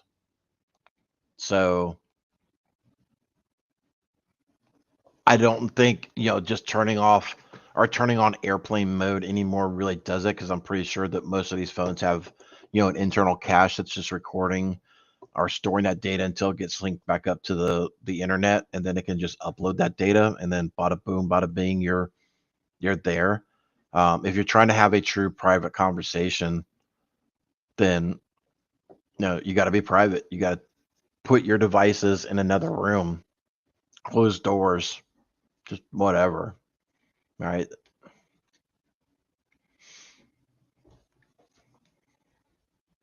So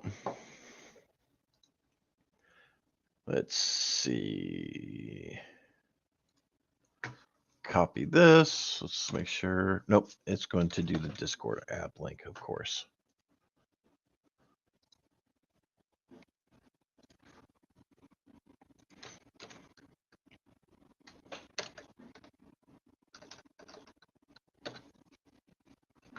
Yes, leave my ugly drawing. All right.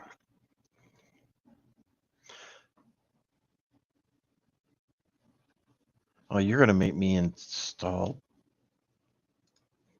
Bear with me 1 second. Let me get an ad blocker put on here.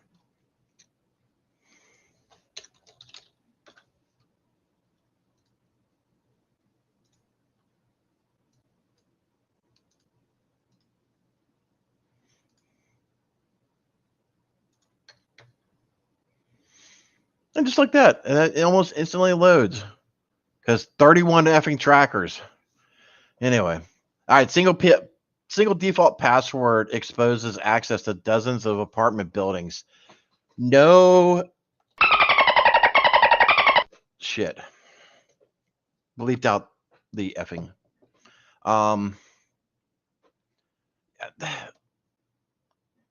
This is freaking something that's been going on for as long as I can remember. It's everything comes with a default password for setting up installation.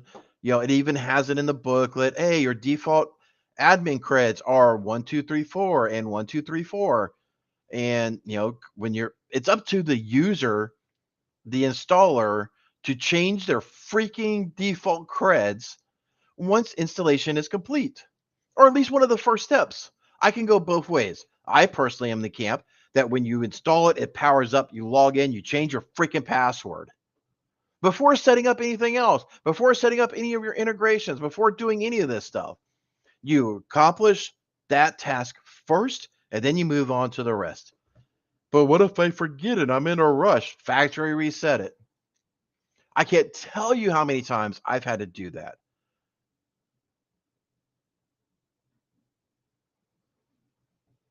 What in the McDuck? Okay.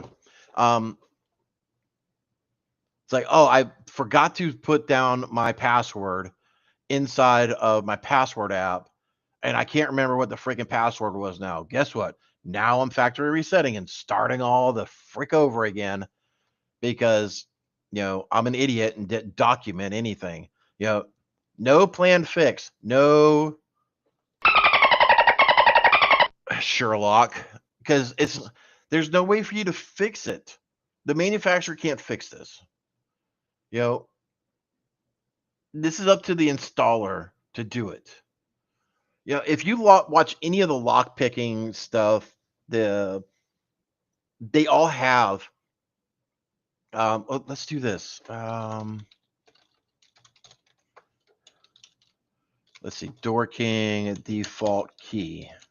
Those who don't know what a Door King is, it's an access control system for buildings. And while this one, I'm not sure the exact manufacturer of that particular one, but this is a Door King, right? You've seen them. They're all come in your gate.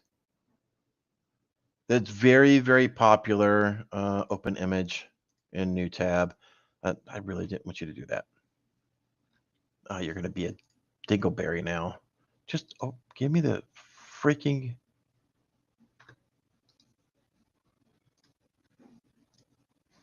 Thank you. Oh, now that's going to be trash. But you get the point. You've gone to gated communities. You've had this. You know, you scroll through A or Z to go through to find the person you want to. You press that third button down here. That's a call button. You know, you have a lock here. You have two locks up here. This one's kind of stupid that's down here. It really doesn't really control a whole lot. There's a default key, literally this key right here, that you could buy for $10. You could probably even get it cheaper on Amazon. That will go around and unlock every last Door King. So guess what? Your gated community really isn't that gated or really that freaking secure. It's really not. This thing's been going on for years and years and years. This is nothing new. And this just goes back to, you know, the cybersecurity industry and everything like that. So, when people are not doing the basic minimums of changing a default credential to get for a access into a potentially or supposedly secure building, how do you think they're going to freaking take the network? I mean, come on. So I know Joseph was doing that just to get me on a soapbox, and this really does. I mean, I can talk to nauseam about this. So let's say, okay, you want to know something else that may be potentially scary? Elevator keys. You can buy a complete set of elevator keys for $170. You can control any elevator you want to, right? This one right here, if you don't know, this particular one, if memory serves me correctly, this is the fireman lock. So you like when you're outside, you're in your hotel, you push the up or down arrow and you got that emergency fireman lock. That is that lock. So you can override everything in the elevator of say, boop, call, elevator comes straight to you, do not pass go, do not collect $200. Right? It also goes into your, it's not even going to show it on that particular one. Let's see if I can find a picture of a good one. No.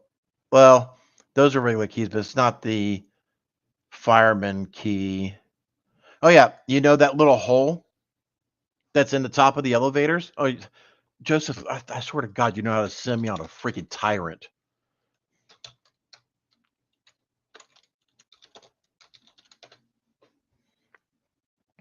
See if we can get a good picture of one.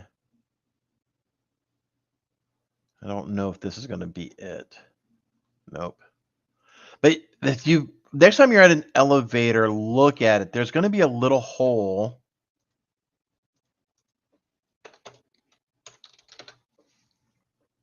Yeah, this kind of shows it. This right here, that little hole. Guess what this freaking key does? This actually opens up the elevator. So you can stick that in there, turn it about 6 times. It'll unlock the locking mechanism and you can just open the door and just jump to your death if you want to, or whatever the heck you want to do. You want to know Ford? What is it? It's not the F1. The old Ford keys for the police cruisers. Yep, that's it. I believe. No. Where is it? Where is it? Yep, that's it. So if you have that particular key right there, those old Ford, I forget the model of it, but the old cruisers before they started going to the Mustangs and everything like that, that was the default key. You could literally order it online for like $5 or $10, and you can steal yourself a Ford key. Oh yeah, here's all the master keys for all the Ford variants. So you can literally steal any of the old police cruisers that you wanted to and just drive down the effing road, right? I mean, the police force isn't even freaking doing basic security. Like, I know it's a pain in the butt to issue a single key for every police officer instead of just saying, hey, go take car 13 and drive down the road. But come on, right? So are we getting better as a company or as a nation for cybersecurity? F no, we're not, because of stupid crap like this. Welcome to my TED Talk. Oh.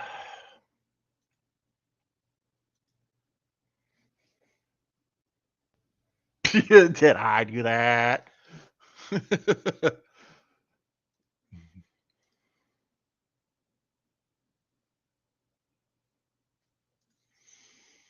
Back to questions. If y'all have any, please put the Q at colon mark so that way I can quickly find it, because I do not have the privileges of having DJ BSEC in the in the green room to help me out with pinning comments today. Is it hard to get an entry-level role as a malware analyst with maybe one certification? I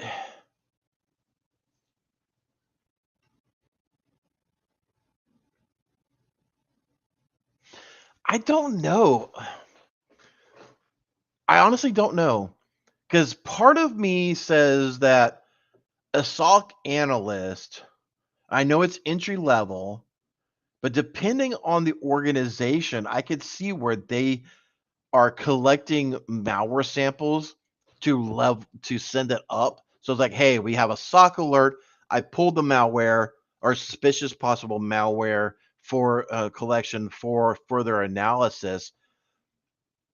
I can see where some smaller organizations was like, okay, we'll allow you in your sandbox or your VMs to investigate that alert and do a basic triage of that malware before setting up. It's like, give me, a basic top three indicators that you potentially see in this before you escalate it up to tier 2. And I could see that as a possibility. It would have to be the right fit with the right organization. Again, I don't know, like a bigger organization like Google's freaking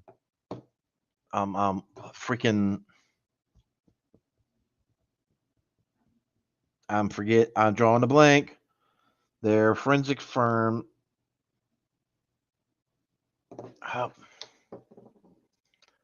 Mandiant. So there we go. Mandiant. I was getting ready to Google it.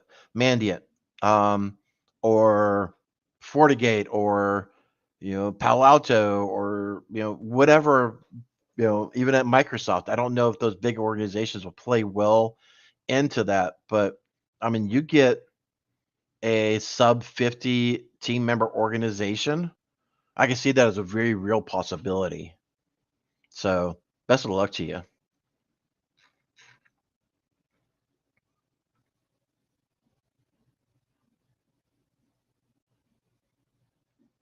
Let me refresh my questions here. From David,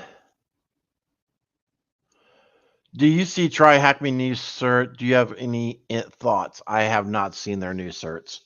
I'm not up to speed on a lot of Try Hack Me.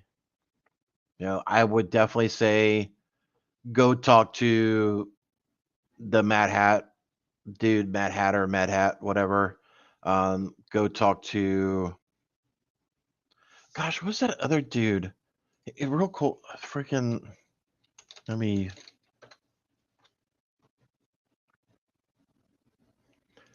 What is that? And I'm gonna kick myself so hard when I see his name.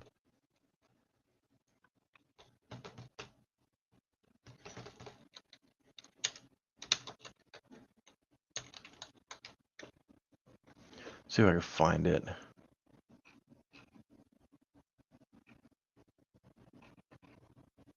Of course, everybody does try hack me on YouTube, so it's not easy. So Mad Hat, yeah. No, not Scott Williams. What?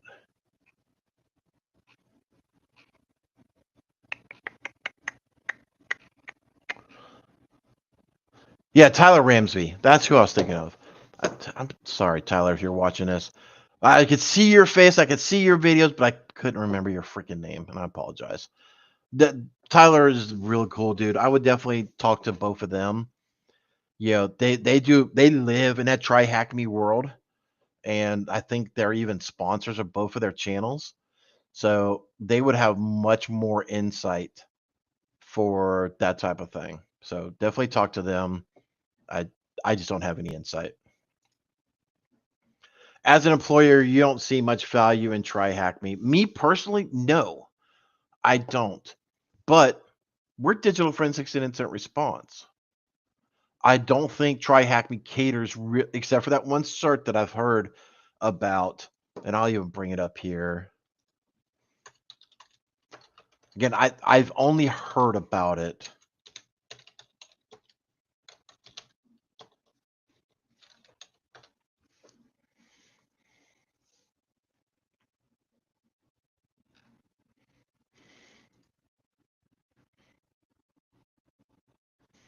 So we'll bring this up.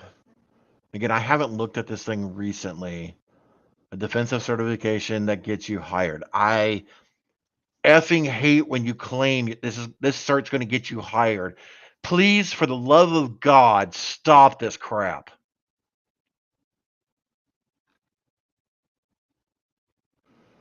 Intro, DFIR, and introduction, Windows forensics, introduction into the Windows forensic. Like how?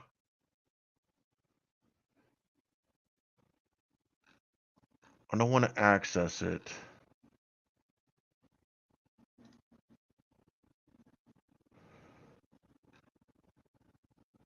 So you're going into there.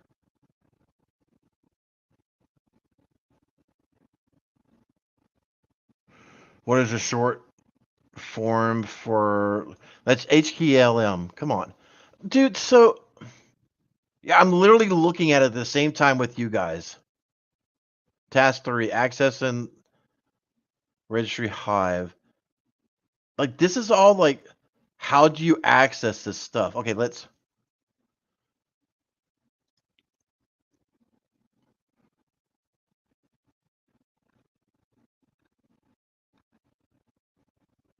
What is the serial number for the device? Are you kidding me? What is the name of the device? This is freaking. This is stupid. Tell me they have a more advanced one, please.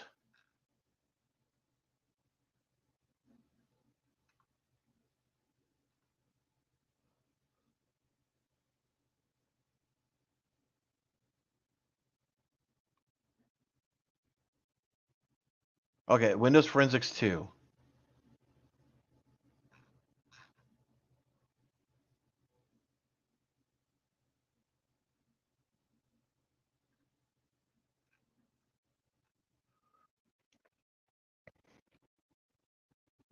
Look, this is not bearing well for me as a business owner for digital forensics and incident response. When your forensic 1 is like, this is how you open a registry. Come on. Redline is really not a tool anybody really uses anymore. Autopsy, this is not. I know some people talk about it, but I've never seen another legitimate firm actually use this. Cape, absolutely no. Vitality, or how you pronounce it, yes, definitely know that. That's part of memory forensics. Velociraptor, definitely know that. If you don't have an EDR that could help you push out and collect Cape images or other artifacts from Eric Zimmerman and things of that nature, then definitely use Velociraptor. We use a very sophisticated EDR here, so I personally don't need Velociraptor to get my work done, but I do see the need for it if you don't have a good EDR to be able to push that out. The Hive project, dude, this thing has been, to me, complete trash for as long as I can remember. Intro to malware analysis. What is this show? And you're not even giving a course description. Okay, I know SANS pisses off a lot of people because of their price point, right? And we'll just say the FOR 500, right? When I could come into a class and say, what is my syllabus? What am I learning? Okay, we got some basic stuff. We're installing a Swift workstation.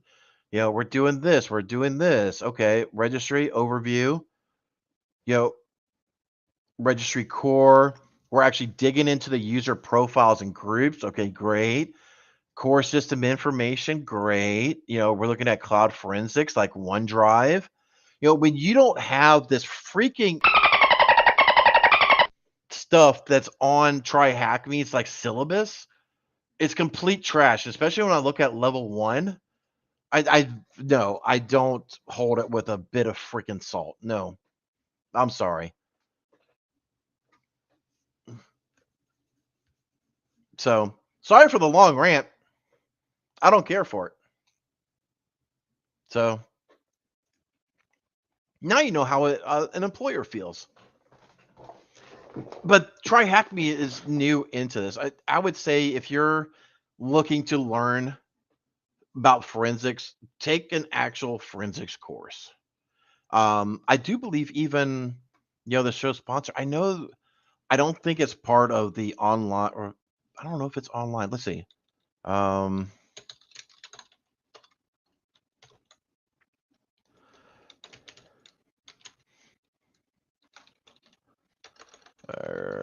DFIR training. I know they had a class at one time,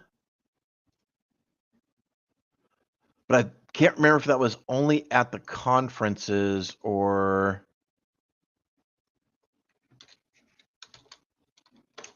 Come on. So I can't find the digital friend. Oh, maybe on a different page. Course filters, search project.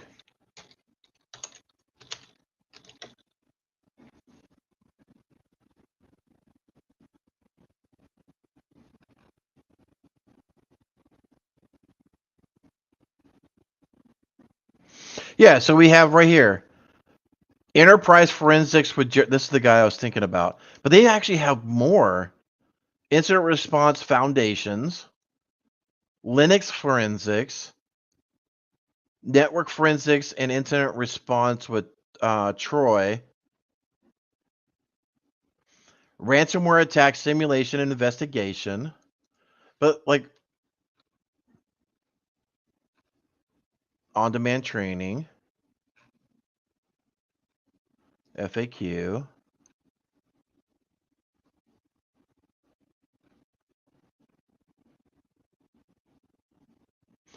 I would like to see a syllabus, but at least this is put together. I mean, just the sign up is put together better than Try Hack Me.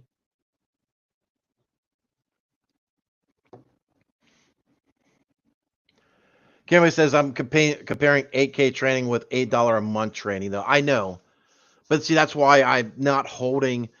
Again, I would much rather take SANS out of the thing. I'm just showing you as a comparison. I would much rather have anybody coming to me that's taken Black Hill's Antisyphon training in some of these courses than I would ever do Try Hack Me, just from looking at the thing. So to answer, some of the mod chat stuff, as a business owner, daily practitioner in this, I'm going to look at I got to look at the credibility of the certification. How valuable is that certification? When I look at Try Hack Me, again, I know it's $8 a month. They're not putting a whole lot of freaking power into this thing. I get it. So I don't hold it with a lot of weight, right? So I would much rather see Antisyphon training around digital forensics. I would rather see somebody going through 13 cubed. You don't have to go do the freaking SANS. I know it's expensive. I know I have to pay it. I get it. It's retarded expensive. Like insanely. But my industry is a pay to play. So whatever. Again, somebody who pays for the most expensive training that there is and arguably may not be as good as Antisyphon training. I would somebody coming to me saying that they do forensics, I wouldn't, just looking at what I just saw, no. I would not consider Try Hack Me as a credible certification for forensics. For pen testing, maybe so. I don't know. I'm not in that world that much anymore. But anyway, I am ranting like nobody's freaking business.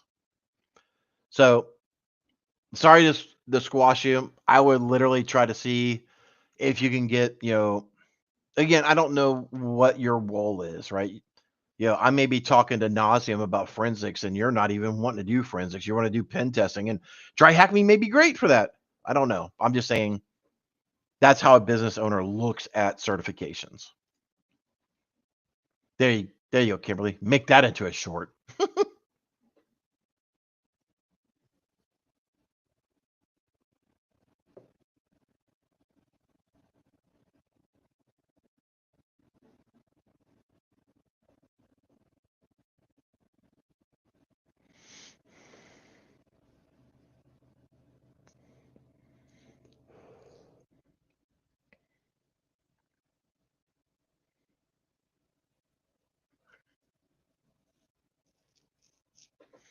I'm just getting caught up on mod chat. Tyler, so the question was really, do I, as a digital forensics or as a business owner, do I see much value in TryHackMe? And when I went through and looked at the syllabus or what they were showing as practice questions in some of the classes, and you don't even have a real syllabus for it. For my industry, I just don't hold TryHackMe as a credible certification. Pen tester world, maybe legit. I don't know. And as Kimberly said, I'm comparing $8 a month versus $8K a month or $8K. And typically by time and $8K is just for the class, like $8 to $9K. By time you do your 90 days of access and the GX certification, you're over 10K every freaking time. Every cert is, the class plus access plus cert is freaking 10K. So again, I would much rather people in my specific industry, again, I would much rather hold Antisyphon, 13 cubed, some of these other ones much higher than I would ever do TryHackMe.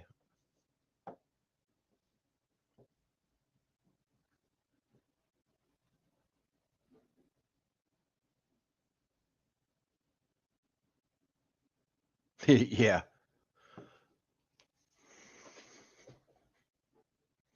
And bear with me one second. I'm just getting caught up on mod chat for a moment here.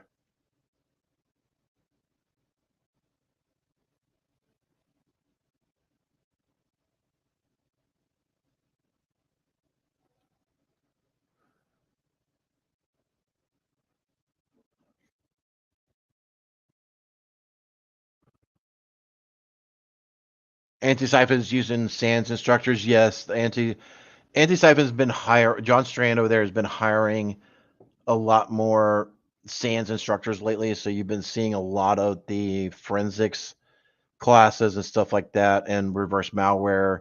Everything that SANS is doing is starting to expand the Antisyph training program. Their caliber of their training is definitely going up. I'm seeing, like, the last one I sat in on about a year ago, a lot of the formatting is much more SANS like now. And it could just be that Antisyphon's getting more polished too, right? But I'm seeing much more SANS structured training in the way that they're formatting their slides and everything like that. It's like, okay, this is, yeah, that guy was SANS. And John Strand used to teach at SANS too, so.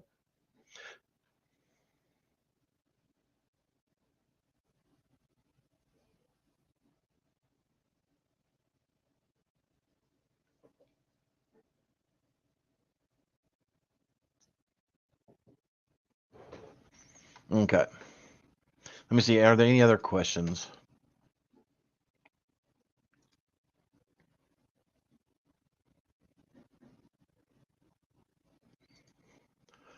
What's your take on mile 2 CDFE? I've never heard of it. Let's look at it together. Mile 2 CDFE. Certified Digital Forensic Examiner Outline. All right, let me bring up this so we can look at it together, ladies and gentlemen. Loading. Loading. Again, I'm just going to do a cursory review. Digital certification designed to train and fraud investigators. Okay.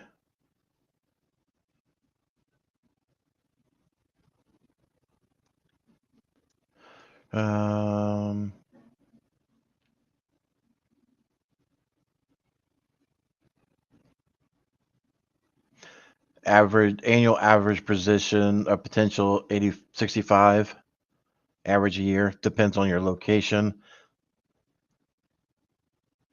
Let's look at their labs. Computer first investigative theory. Okay. Investigative process, data acquisitions, analysis tools, disk storage. He discovered in ESI, mobile forensics reporting.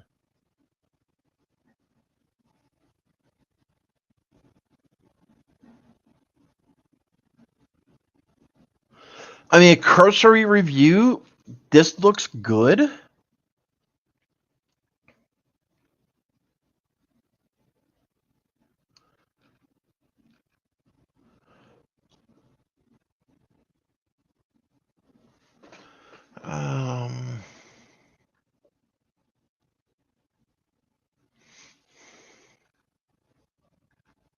I'm just doing, again, cursory review. We're all doing this together. And let me put this link in chat as well, so that way people can come back and look at it later if they wish to.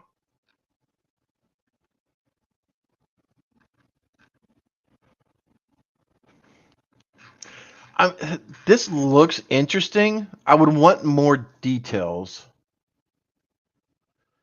Right? I don't know.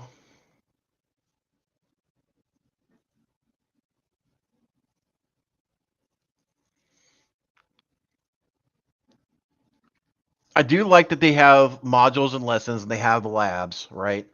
So you're correlating what you learned, you're doing it in a practice lab. So I do like that. Again, I don't know anything about Mile 2.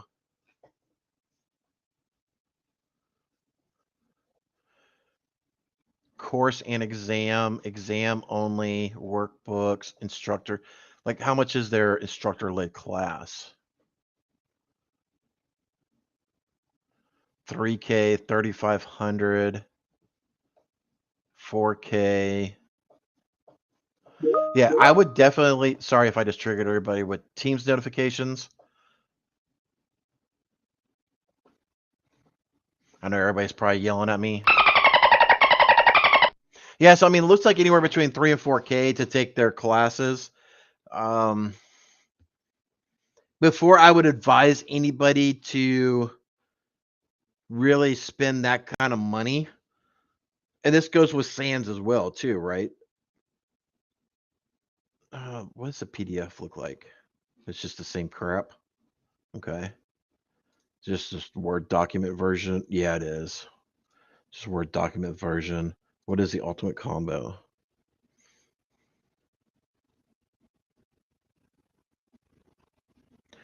One year online. So this is a pace yourself. Okay. That's not quite so bad. Yeah, it's under under 1,200.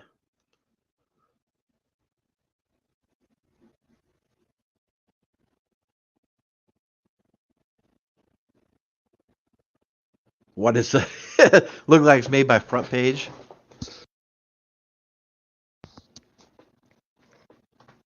So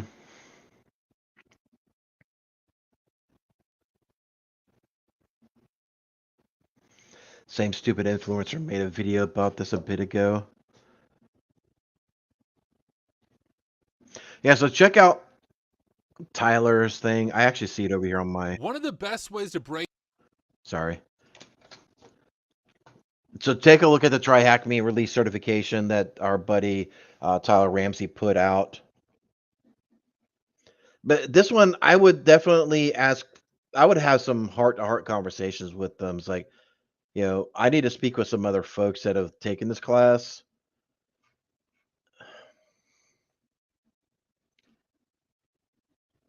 That's the problem with certifications and testings and stuff by companies we don't know about. I don't know anything about Mile 2. 30 plus cybersecurity.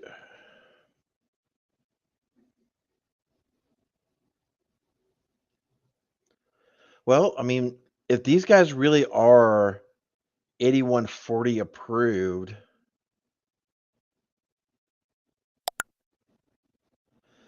excited to announce that January 2024.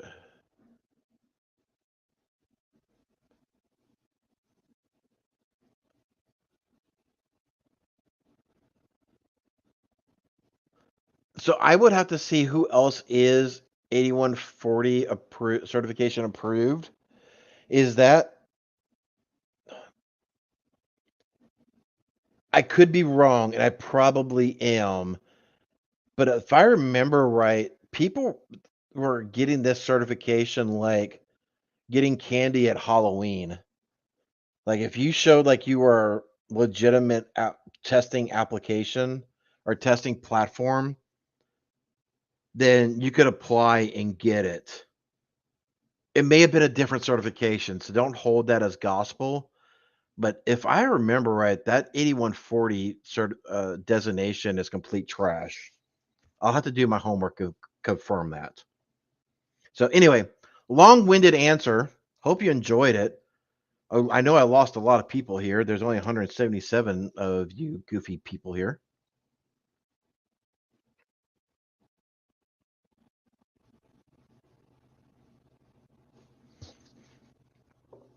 Let's see. We are at 10:15. All right, ladies and gentlemen, I do need to bow out of here and go take care of some other things. Thank y'all so much for hanging with me, asking your questions, and we will go through I guess our next episode in a week. I might be able to join panel this Friday, depending on what I've got going on. I may have some meetings, but hopefully I'll see you either on some of the Black Hill stuff this week or on the panel discussion on Friday.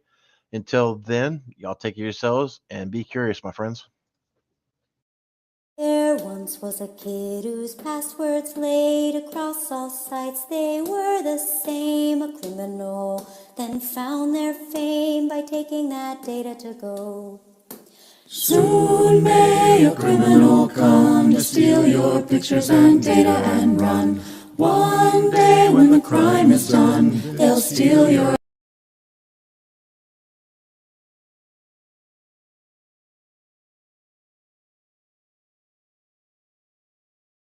Hey everybody, I hope you enjoyed that content. Keep the cybersecurity train going by connecting with the other Simply Cyber community resources. We have the Discord server that's lively and always keeps the conversation going. You can connect with me directly on LinkedIn.